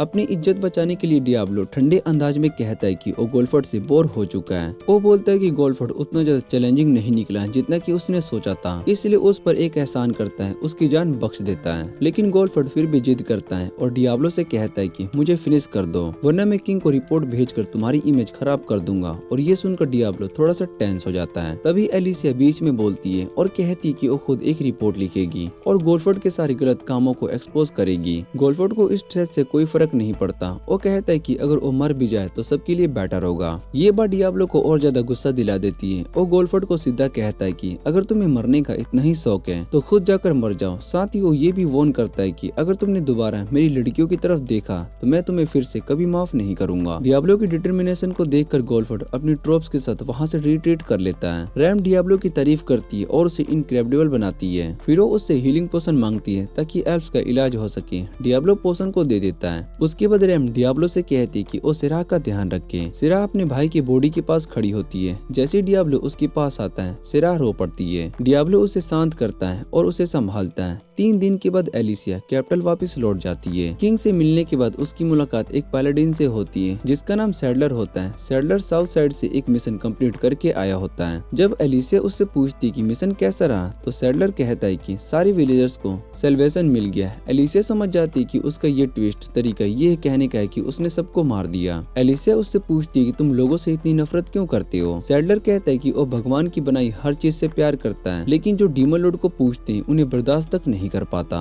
उसकी फेक रिंगटोनियस वाली बात सुनकर एलिसिया वहाँ से जाने लगती है। तभी सैडलर उससे पूछते हैं क्या वो फुलट्रीरा शहर वापस जाएगी। एलिसिया हाँ कह देती है। सैडलर बताता है कि वो भी फुलट्रा जा रहा है क्योंकि हेड प्रीस्ट ने प्रोफेसी की है कि वो भी डीमन लॉर्ड का पुनर्जन्म होने वाला है। उधर फुलट्रा में डियाब्लो लड़कियों के साथ जंगल में होता है जहाँ पर वो समनिंग प्रैक्टिस कर रही होती है। सिरा एक छोटी सी बर्ड को समन कर लेती है जिसका नाम टर्की शॉट होता है। रैम सिरा को बताती है कि ये कोई पावरफुल समन नहीं है, इसका सबसे यूजफुल पार्ट सिर्फ इसका स्पेशल एबिलिटी होता है सैंड रेड, जिसे समनर उस बर्ड की आंखों से देख सकता है। लेकिन इस एबिलिटी को यूज करने में बहुत ही ज्यादा मैजिक पावर लगती है, इसलिए इसे ज्यादा देर तक यूज करना ठीक नहीं होता। ये सब सुनने के बाद भी सेरा उस बर्ड के साथ कॉन्ट्रैक्ट बनाने पर जिद करती रहती है। रैम एक मैजिक स्टोन निकालती है। डियाब्लो पूछते हैं कि ये किस काम आता है। रैम बताती है कि कॉन्ट्रैक्ट फॉर्म को करने में हेल्प करता है और डियाब्लो को भी एक मैजिक स्टोन दे देती है अगर उसे भी जरूरत पड़े। फिर वो पीछे हट जाती है और सेरा को कॉन्ट्रैक्ट बनाते हुए देखने लगती है। कॉन्ट्रैक्ट को कंप्लीट होने के बाद डियाब्लो सेरेनाइड को टेस्ट करने का डिसाइड करता है। वो एक सिक्का उछालता है और सेरा से कहता है कि बर्ड को ऑर्डर दो इस कॉइन को ढूंढने के लिए। जैसे ही बर्ड हवा में उड़ता है, सेरा उस नजारे को देखकर बहुत ही हैरान हो जाती है और अपने दोस्तों से कहती है कि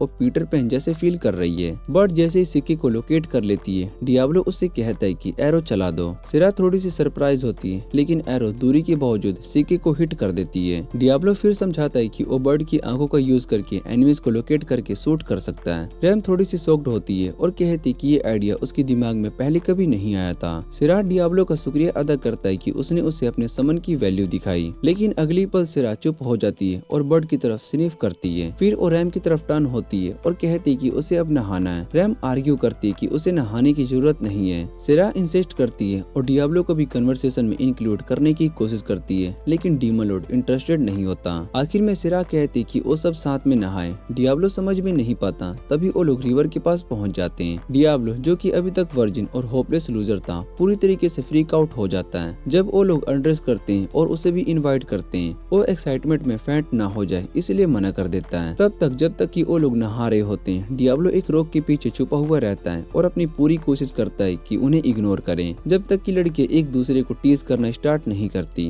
उसे पूरी विल पावर लगती कि वो उनकी तरफ ना देखें, लेकिन जैसे ही वो ऑलमोस्ट गिव इन करने वाला होता है, वो लोग चिल्लाते सुनते हैं। ये इसलिए होता है क्योंकि एजल गार्ड अचानक से वहाँ पर अपीयर हो जाती है और रैम को हाथ से उठा लेती है, लेकिन वो सबसे कहती है कि वो सिर्फ बात करने के लिए आई है। रैम को छोड़कर एजल गार्ड रिवील करती कि उसने वुल्फगर के कैर्बेनिज्म की सोल को फील की, जिससे डियाब्लो थोड़ा सा वॉरिड हो जाता है। सेरा कंफ्यूज होती है और रैम से पूछती कि एजल गार्ड ने क्या कहा। रैम थोड़ी देर चुप रहती है, लेकिन सेरा के इंसिस्ट करने पर वो सच बोल देती है। थोड़ी देर के बाद जब वो लोग दोबारा से कपड़े पहनते हैं, रैम सेरा से सॉरी बोलती है, पहले सच नहीं बताई, लेकिन सेरा उसे इंटरप्ट कर देती है और हमिंग करने लगती है। फिर वो रो पड़ती है और कहती है कि वो सॉरी है कि अपने बर्डन को समझ नहीं पाई। उसके बाद रैम एजल गार्ड से पूछती कि उसने अपनी लाइफ क्यों नहीं देने की कोशिश की। कमांडर एक्सप्लेन करती है कि डीमन लॉर्ड को रिसीव करने के लिए एक स्पेशल रिचुअल की जरूरत होती है। डियाब्लो एजल गार्ड की बात पर तुरंत ही बिलीव नहीं कर पाता, लेकिन एजल गार्ड ऑफर करती है कि रिचुअल को सिखा देगी और अगर वो ये कर लेते हैं तो रैम को फ्रीडम मिल जाएगी। डियाब्लो थोड़ी देर सोचता है क्योंकि वो जानता है कि रैम चाहती है कि क्रिप्स उसकी बॉडी से निकल जाए और डील को एक्सेप्ट कर लेता है, लेकिन वो एजल गार्ड को वॉर्न भी करता है कि जब क्रिप्स रिवील हो जाएगा वो उसे डिफीट करेगा, क्योंकि डीमन लॉर्ड सिर्फ एक ही हो सकता है और वो खुद ही असली मालिक है उसका। एंड में सब लोग डिसाइड कर लेते हैं कि फुल मून की रात स्टारफॉल टावर पर मिलेंगे ताकि वहाँ पर रिचुअल परफॉर्म किया जा सके।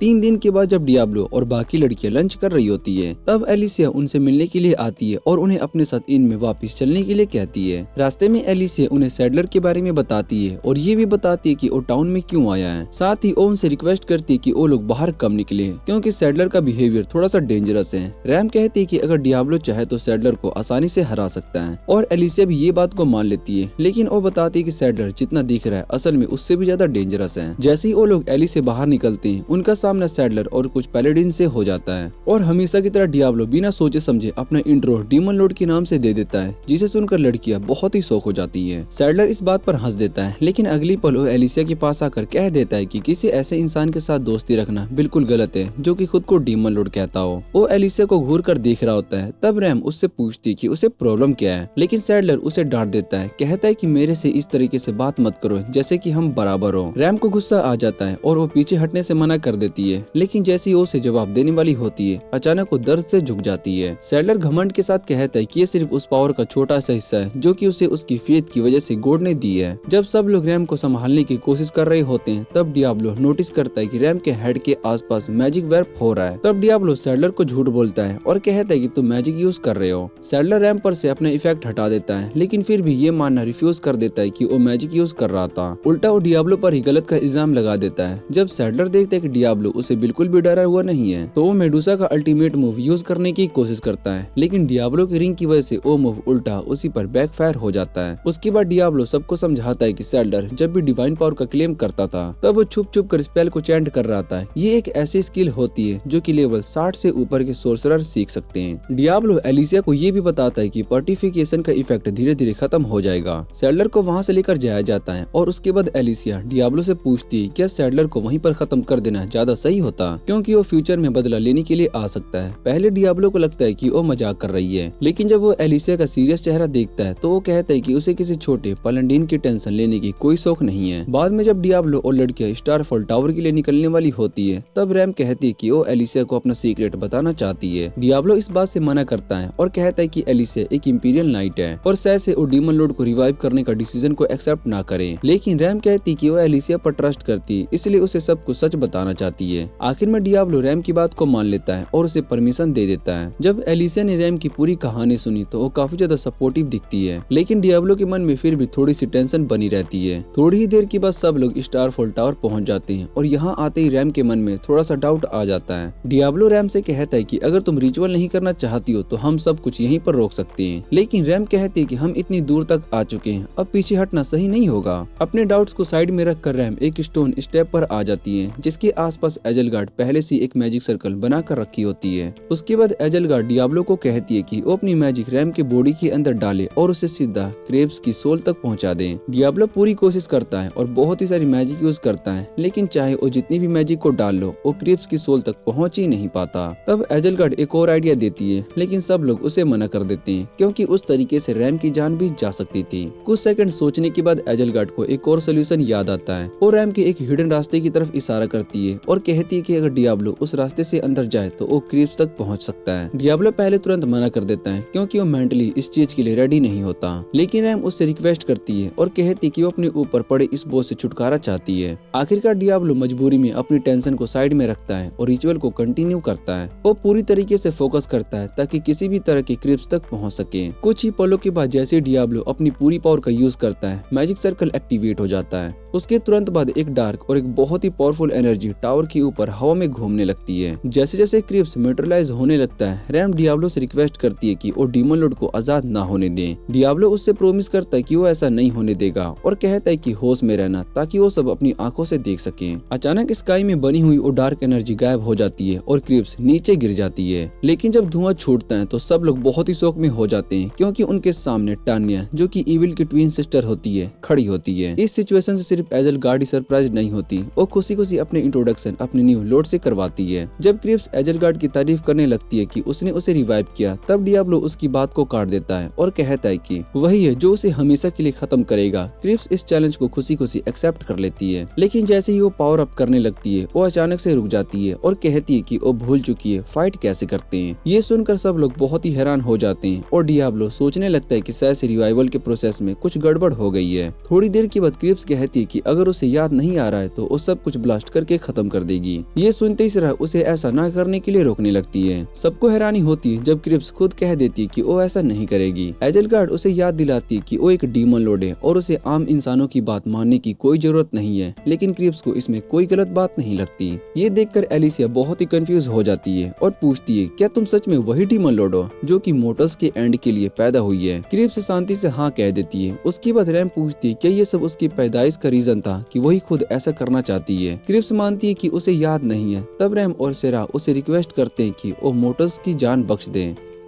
सबकी उम्मीद के खिलाफ क्रेब्स मान जाती है, लेकिन एलिसिया इस बात को एक्सेप्ट नहीं कर पाती। वो एजलगार्ड से पूछती कि तुम अपने लॉर्ड की इस डिसीजन से ठीक हो, जिस पर एजलगार्ड कहती कि उसे अपने लॉर्ड के फैसले पर सवाल उठाने का कोई हक नहीं है। तभी क्रेब्स कहती कि उसे भूख लगी है, तो सिरा उसे अपने लाए हुए बिस्किट्स को दे देती है। बिस्किट्स को खाने के बाद डीमन लॉर्ड अनाउंस करती कि अब उसका नया मिशन दुनिया के सारे बिस्कुट्स खा जाना है और वो सिरा से और बिस्कुट्स मांगने लगती है। सिरा जब उसे समझाने की कोशिश करती है कि पहले सिटी पहुंचना होगा, तब डियाब्लो और एलिसिया बस क्रेब्स को देखते रह जाते हैं। दोनों के मन में अलग अलग थॉट्स चल रहे होते हैं। थोड़ी देर के बाद सब लोग टाउन निकल पड़ते हैं, लेकिन डियाब्लो जिद करता है कि वो रैम को अपनी गोद में ही उठाकर चलेगा। जब रैम उसे नीचे उतारने को कहती है, तब भी डियाब्लो मना कर देता है और कहता है कि तुम भी पूरी तरीके से स्ट्रॉन्ग नहीं हुई हो। डियाब्लो रैम से पूछते हैं कि क्या तुम्हें क्रेब्स का जिंदा रहना ठीक लगता है, जिस पर रैम कहती है कि जब तक किसी को नुकसान नहीं पहुंचाती तब तक उसे कोई प्रॉब्लम नहीं है। तभी वहाँ पर एक फैलन आ जाता है जो कि अपना नाम यूलेरस बताता है। एजलगार्ड डियाब्लो को बताती है कि यूलेरस लगभग पहले डीमन लॉर्ड जितना ही पुराना है। है। यूलियरेक्स क्रिप्स से परमिशन मांगता है कि वो डियाब्लो और बाकी सभी को मारकर उसकी वापसी का जश्न मना सके, लेकिन क्रिप्स मना कर देती है। उसका ये जवाब यूलियरेक्स को कंफ्यूज कर देता है, लेकिन फिर वो समझ जाती है कि शायद से रीबर्थ के टाइम कुछ गलत हो गया है। यूलियरेक्स कहता है कि वो क्रिप्स को वापस भेज देगा। जब वो क्रिप्स पर अटैक करने के लिए जाता है तब एजलगार्ड उसके सामने आ जाती है, लेकिन यूलियरेक्स उसे आसानी से हरा देता है और कहता है कि तुम ये सोचकर गलती कर रही हो कि तुम मुझे हरा सकती हो। एजलगार्ड जवाब देती है कि अपने ही लॉर्ड के खिलाफ जाना गलत है, लेकिन यूलियरेक्स अपना डिसीजन जस्टिफाई करता है। वो कहता है कि अगर इस वर्जन के क्रिप्स स्कल को खत्म नहीं किया गया तो असली डीमन लॉर्ड कभी भी रिवाइव नहीं हो पाएगा। जैसे ही वो एजलगार्ड को खत्म करने वाला होता है तब वो डियाब्लो के अटैक को महसूस करता है। वो तुरंत एजलगार्ड को साइड में फेंक देता है और खुद अटैक से बच जाता है। डियाब्लो उसकी स्पीड की तारीफ करता है, जिस पर यूलियरेक्स कहता है कि वो इतना वीक नहीं है कोई इमोर्टल को हरा सके। डियाब्लो थोड़ी हंसी के साथ कहता है कि तुम इमोर्टल नहीं हो, क्योंकि यहाँ असल में डीमन लॉर्ड मैं हूँ। डियाब्लो यूलियरेक्स पर फ्लेयर ब्लास्ट से अटैक करता है, लेकिन यूलियरेक्स उस अटैक से बच जाता है और सीधा डियाब्लो की तरफ चार्ज कर देता है। इसलिए डियाब्लो एक ट्रैप को सेट कर देता है, पर एक बार फिर से यूलियरेक्स जिंदा बच जाता है और क्रिस्टल लेंस से डियाब्लो पर अटैक करने की कोशिश करता है, लेकिन डियाब्लो अपनी रिफ्लेक्टिव मैजिक का यूज करके खुद को बचा लेता है। ये देखकर यूलियरेक्स बहुत ही हैरान हो जाता है, क्योंकि उसे तुरंत समझ में आ जाता है कि डियाब्लो ने कौन सी मैजिक सीख ली है। और डियाब्लो से पूछते है कि तुमने ये एबिलिटी कहाँ से सीखी, क्योंकि ये ऐसी यूनिक पावर है जो कि सिर्फ demon Lord of the mind he use कर सकता है। डियाब्लो को ये बात अच्छे से पता होती है, क्योंकि उसने अपनी वीडियो गेम के दौरान demon Lord of the mind को हराकर ये रिंग हासिल की थी। तभी दूसरी तरफ एलर क्रिप्स पर अटैक करने ही वाला होता है, लेकिन रैम उसे साइड कर देती है। डीमन लॉर्ड इस बात से काफी ज्यादा सरप्राइज हो जाता है कि रैम ने उसे बचाया और वो रैम का शुक्रिया भी अदा करता है, लेकिन रैम खुद भी अपने एक्शन से बहुत ही हैरान होती है और कुछ बोल भी नहीं पाती। इधर यूलियरेक्स डियाब्लो की पावर को एक्सेप्ट कर लेता है और वहाँ से चला जाता है। यूलियरेक्स के जाने के बाद एलिसिया डियाब्लो के पास आती है और पूछती है क्या यूलियरेक्स को भाग जाने देना सही था। डियाब्लो कहता है कि उसे भागने वालों में कोई इंटरेस्ट नहीं है, जबकि सच तो ये होता है कि वो लड़कियों को किसी भी डेंजर में डालना नहीं चाहता था। जब सिटी की तरफ आगे बढ़ने का टाइम आता है तो एजलगार्ड क्रिप्स से अलविदा लेती है, क्योंकि बैरियर की वजह से वो उसके साथ नहीं जा सकती। थोड़ी देर के बाद सब लोग वापस इन में पहुंच जाते हैं। रात को डियाब्लो बेड पर लेटा होता है, तभी सेरा अपने कपड़े उतार कर उससे कहती है कि वो उसकी एनर्जी वापस लाने में मदद करेगी, जिसे देखकर डियाब्लो इतना शौक हो जाता है कि कुछ भी नहीं बोल पाता। सेरा उसके साथ बेड पर आ जाती है और क्रिप्स को भी ज्वाइन करने के लिए बुलाती है। डीमन लॉर्ड क्यूरियोसिटी में खुशी खुशी मान जाती है। जैसे जैसे दोनों डियाब्लो के करीब आ जाते हैं, डियाब्लो अपने आप को कंट्रोल करने की पूरी कोशिश करता है, लेकिन आखिर में वो फेल हो जाता है। सरप्राइजिंगली उसे उन दोनों से मैजिक एनर्जी का सर्ज भी मिलता है। सब कुछ खत्म होने के बाद डियाब्लो सोचता है कि काश उसे रोज ऐसा ट्रीटमेंट मिल सके।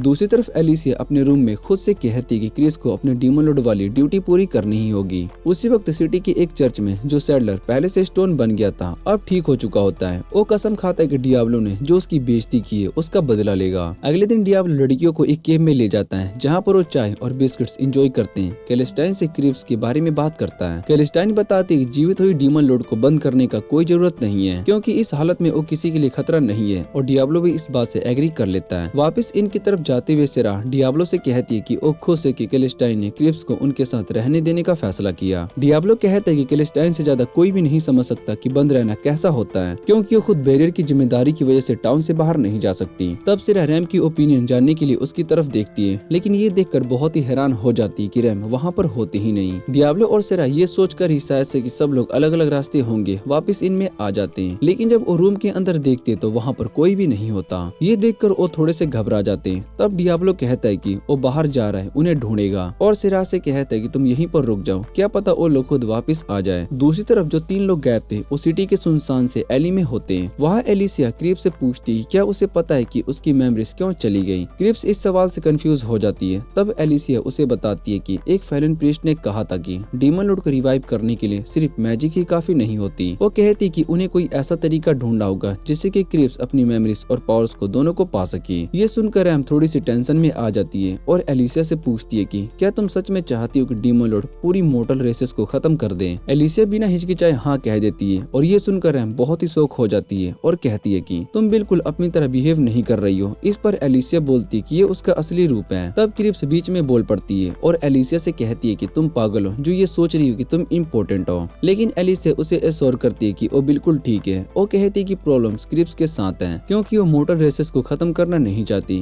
क्रिप्स उसे ऐसा बोलने से मना करती है, लेकिन एलिसिया रुकती नहीं और कहती है कि अगर उसकी सेक्रीफाइस से क्रिप्स अपनी डेस्टिनी एक्सेप्ट कर लेती है तो वो खुशी खुशी अपनी जान देने को तैयार है। जब एलिसिया अपनी ग्लोरियस डेथ के बारे में बोल रही होती है तब रैम को याद आता है कि गोक ने मरने से पहले क्या कहा था, और उसे अचानक से समझ में आ जाता है कि गोग को ये सब करने के लिए एलिसिया ने ही मैनिपुलेट किया था। एलिसिया बात को डिनाई नहीं करती, बल्कि प्राउड होते हुए कहती कि नाइफ उसने ही ग्लोग को दी थी। तभी अचानक से सैडलर और पैलेंडिस वहाँ पर पहुँच जाते हैं। सिचुएशन को देखते हुए एलिसिया तुरंत अपना रुख बदल लेती है और रैम पर इल्जाम लगा देती है कि वो डीमन लॉर्ड की विस्पर है। वो ये भी कहती है कि उसने क्रीप्स को रैम के ग्रुप से बचाया। सैडलर बिना सोचे समझे एलिसिया की बात को मान लेता है, क्योंकि वो पहले से डियाब्लो से बदला लेने का मौका ढूंढ रहा होता है। रैम खुद को बचाने के लिए अपने बुल को समन कर लेती है, लेकिन सैडलर अपने पैलेंडिन्स को अपनी ह्यूमन शील्ड बना लेता है। वो उनकी जिंदगी की कोई परवाह नहीं करता, जिसे देखकर रैम अंदर से हिल जाती है। सैडलर कहता है कि ये उनका फर्ज है, क्योंकि वो उनके लिए एक गॉड है। फिर अपने आदमियों से बुल को पकड़ने के लिए कहता है ताकि वो उसे खत्म कर सके। जैसे बुल वैनिश होता है, रैम गुस्से में सैडलर पर चार्ज करती है, लेकिन वो उसकी पावर के सामने टिक भी नहीं पाती और पकड़ ली जाती है। जैसे जैसे रैम होश में आने लगती है, एलिसिया उसके कान में धीरे से कहती है कि कैरमोल को जो चाहिए वो नफरत है। थोड़ी देर के बाद रैम की आंखें खुलती है और वो खुद को एक वेगोन के पीछे हिस्से वाले केज के अंदर पाती है। क्रिप्स उसे एक बिस्किट देती है और कहती है कि उसे पता है कि रैम की फैमिली ने उसकी वजह से कितना दर्द सहा है, क्योंकि एलिसिया ने उसे सब कुछ बता दिया है। फिर भी इतना सब होने के बाद रैम ने उसे बचाने की कोशिश की और ये बात क्रिप्स के दिल को छू जाती है। रैम क्रिप्स को बताती है कि उसने उसे बचाया क्योंकि उसे लगता है कि दोनों का दर्द एक जैसा है और अपने दिल के क्रिप्स से पूरी तरीके से नफरत नहीं कर पाई। रैम कहती है कि उसकी फैमिली को क्रिप्स की सोल के साथ जीने का बोझ उठाना पड़ा, लेकिन क्रिप्स सिर्फ इसलिए अकेली रही क्योंकि वो एक डीमन लॉर्ड के रूप में पैदा हुई थी।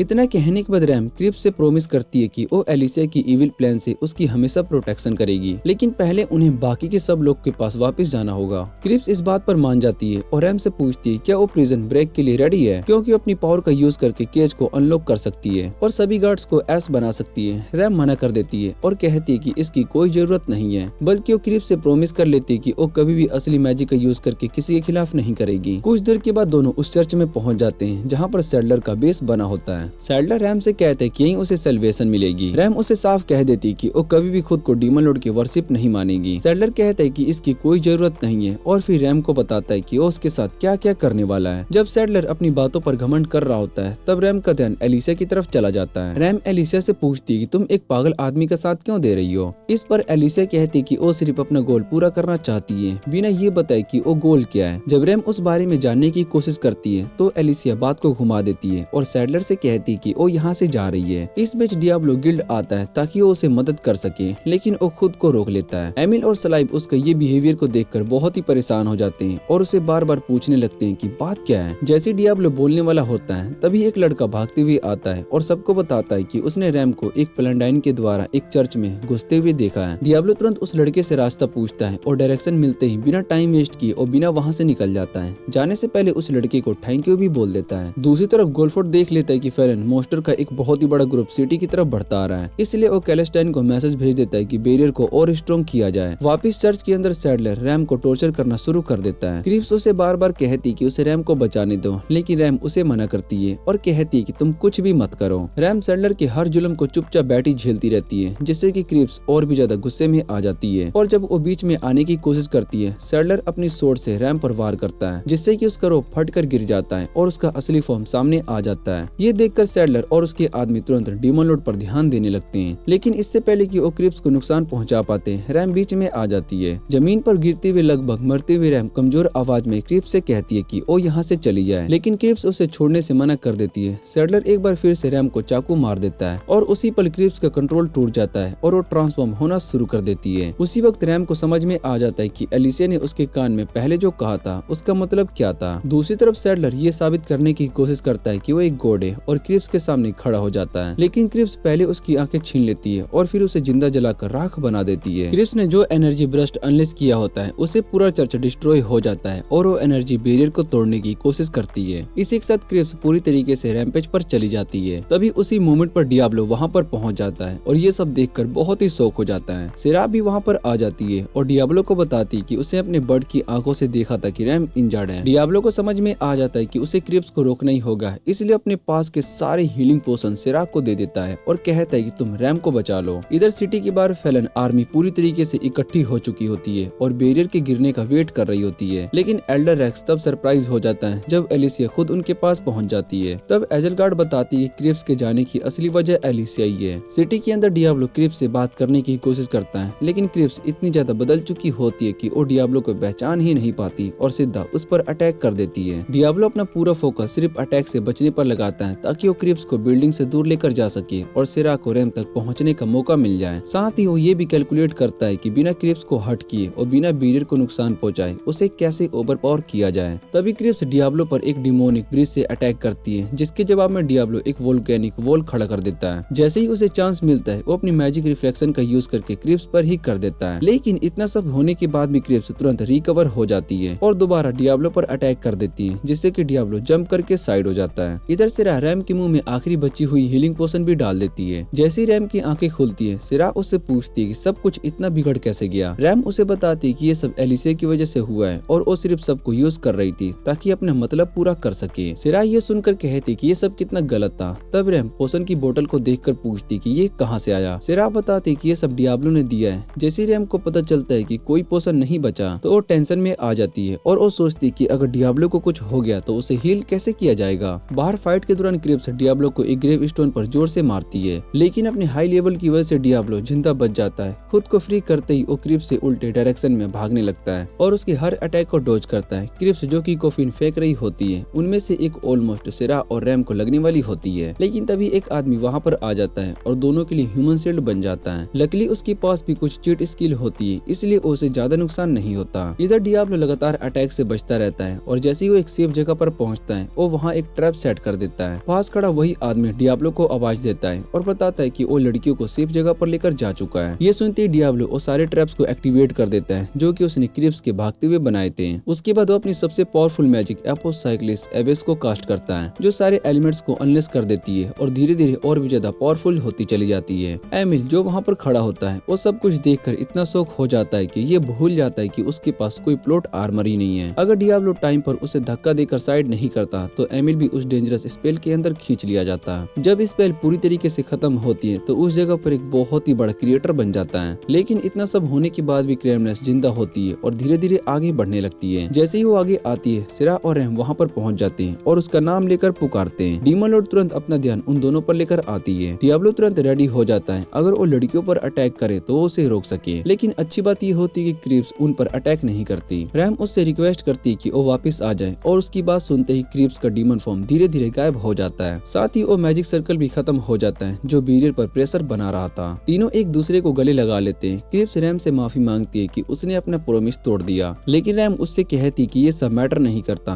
दूर ये सब देख रहा डियाब्लो नोटिस करता है कि एमिल पूरी सिचुएशन को लेकर काफी कंफ्यूज है, इसलिए वो उसे सबको समझाने की कोशिश करता है। एमिल कहता है कि उसे समझने की जरूरत नहीं है और वो बोलता है कि एक लॉ मेंबर होने के नाते वो कभी भी लड़कियों को रुलाने जैसा काम नहीं करेगा। एमिल की ये बात सुनकर डियाब्लो को इतनी ज्यादा रिलीफ मिलती है कि वो थकान की वजह से लगभग गिर ही जाता है, लेकिन फिर भी खुद को संभाल कर खड़ा रहता है। दूसरी तरफ सिटी के बाहर फैलन और एलिसिया ये समझने की कोशिश कर रहे होते हैं कि अंदर आखिर क्या गलत हो रहा है। तब इलेर गुस्से में एजल गार्ड पर ही पलट जाता है और कहता है कि वो न सिर्फ 2 बार फेल हुई बल्कि एक ह्यूमन के साथ जाकर खड़ी भी हो गई। वो ये भी कहता है कि एजल गार्ड ने बहुत ही सारे फैलन का टाइम वेस्ट कर दिया है, अब उसका भरपाई भी करनी होगी। एजल गार्ड तुरंत समझ जाती कि सिचुएशन खराब होने वाली है, इसलिए वो एलिसिया से कहती कि जैसे ही वो सिग्नल दे तुरंत भाग जाना। अगले ही पल एजल गार्ड यूलेरिक्स पर अटैक कर देती है और पूरी जगह पर कियोस फैल जाता है। बाद में सिलेबी डियाब्लो और लड़कियों से बात करती है और बताती है कि उसे पहले से ही पता था कि क्रिप्स ही डीमन लॉर्ड है। वो ये भी कहती है कि भले ही वो किसी को नुकसान नहीं पहुंचाना चाहती हो, फिर भी उसे ऐसे खुला छोड़ना बहुत ही रिस्की हो सकता है। सिरा और रैम दोनों क्रिप्स के सपोर्ट में बोलते हैं, लेकिन स्लाइव उनकी बात सुनने को रेडी नहीं होती। तभी अचानक डियाब्लो बीच में बोल पड़ता है और क्रिप्स से कहते हैं कि उसकी स्लेव बन जाए। ये सुनकर स्लाइव और एमिल दोनों बुरी तरीके से शॉक हो जाते हैं। क्रिप्स थोड़ी देर हेजिटेट करती है क्योंकि उसे लगता है कि स्लाइव बनने से उसकी फ्रीडम चली जाएगी, लेकिन सिरा और रैम उससे प्रोमिस करती है कि ऐसा कुछ भी नहीं होगा। उन दोनों की बात मानकर क्रिप्स हाँ कह देती है। एक बार फिर स्लाइव और एमिल बिना कुछ बोले हैरान हो जाते हैं, लेकिन उनकी क्यूरियोसिटी इतनी बढ़ जाती है कि वो वहीं पर रुक जाते हैं ताकि अपनी आंखों के सामने ये कॉन्ट्रैक्ट बनते हुए देख सके। कुछ टाइम के बाद स्लाइव गोल्फर्ड के पास आ जाती है। लॉर्ड गोल्फर्ड उससे पूछते हैं क्या उसके पास सपोर्ट करने के लिए कुछ नया है। स्लाइव उससे कहती है कि जो कुछ उसे पता है वो गोल्फर्ड पहले से ही जानता है क्योंकि उसके लोग हर जगह पर हैं। अभी के लिए बस इतना ही किया जा सकता है कि सिचुएशन पर नजर रखी जाए। उसी रात जब डियाब्लो और लड़कियां सोने की तैयारी कर रहे होते हैं तब अचानक से एलिसिया वहाँ पर आ जाती है और सिरा को होस्टेज बना लेती है। क्रिप्स गुस्से में एलिसिया से पूछती कि इतना सब करने के बाद उसे अपनी शक्ल दिखाने की हिम्मत कैसी हुई। एलिसिया कहती कि उसे क्रिप्स की मदद चाहिए। फिर वो सबको एक दूसरे के रूम में लेकर जाती है जहाँ एजल गार्ड जख्मी हालत में पड़ी होती है। एलिसिया बताती है कि बाकी फैलन उसके खिलाफ हो गए थे। एलिसिया क्रिप्स से रिक्वेस्ट करती कि वो एजल गार्ड को हील कर दे, लेकिन क्रिप्स मना कर कर देती है। आखिर में डियाब्लो क्रिप्स को समझाता है और अपना फैसला बदलने के लिए कहता है। क्रिप्स एजलगार्ड को हील कर देती है। होश में आते ही एजलगार्ड पूछती है कि क्रिप्स वापस अपनी ओरिजिनल फॉर्म में कैसे आ गया। क्रिप्स कहती कि ये सब उसके दोस्तों की वजह से पॉसिबल हुआ है और अब उनके साथ ही रहेगी। एजलगार्ड को ये बात बिल्कुल भी पसंद नहीं आती, लेकिन क्रिप्स से दूर होने के डर से वो चुपचाप मान जाती है। ये देखकर एलिसिया सराह को छोड़ देती है। तब रैम एलिसिया से पूछती है कि वो डीमन लॉर्ड की वर्सी पर क्यों बनी। एलिसिया बताती है कि बचपन से ही उसने मोटर्स का एक बहुत ही बुरा साइड देखा था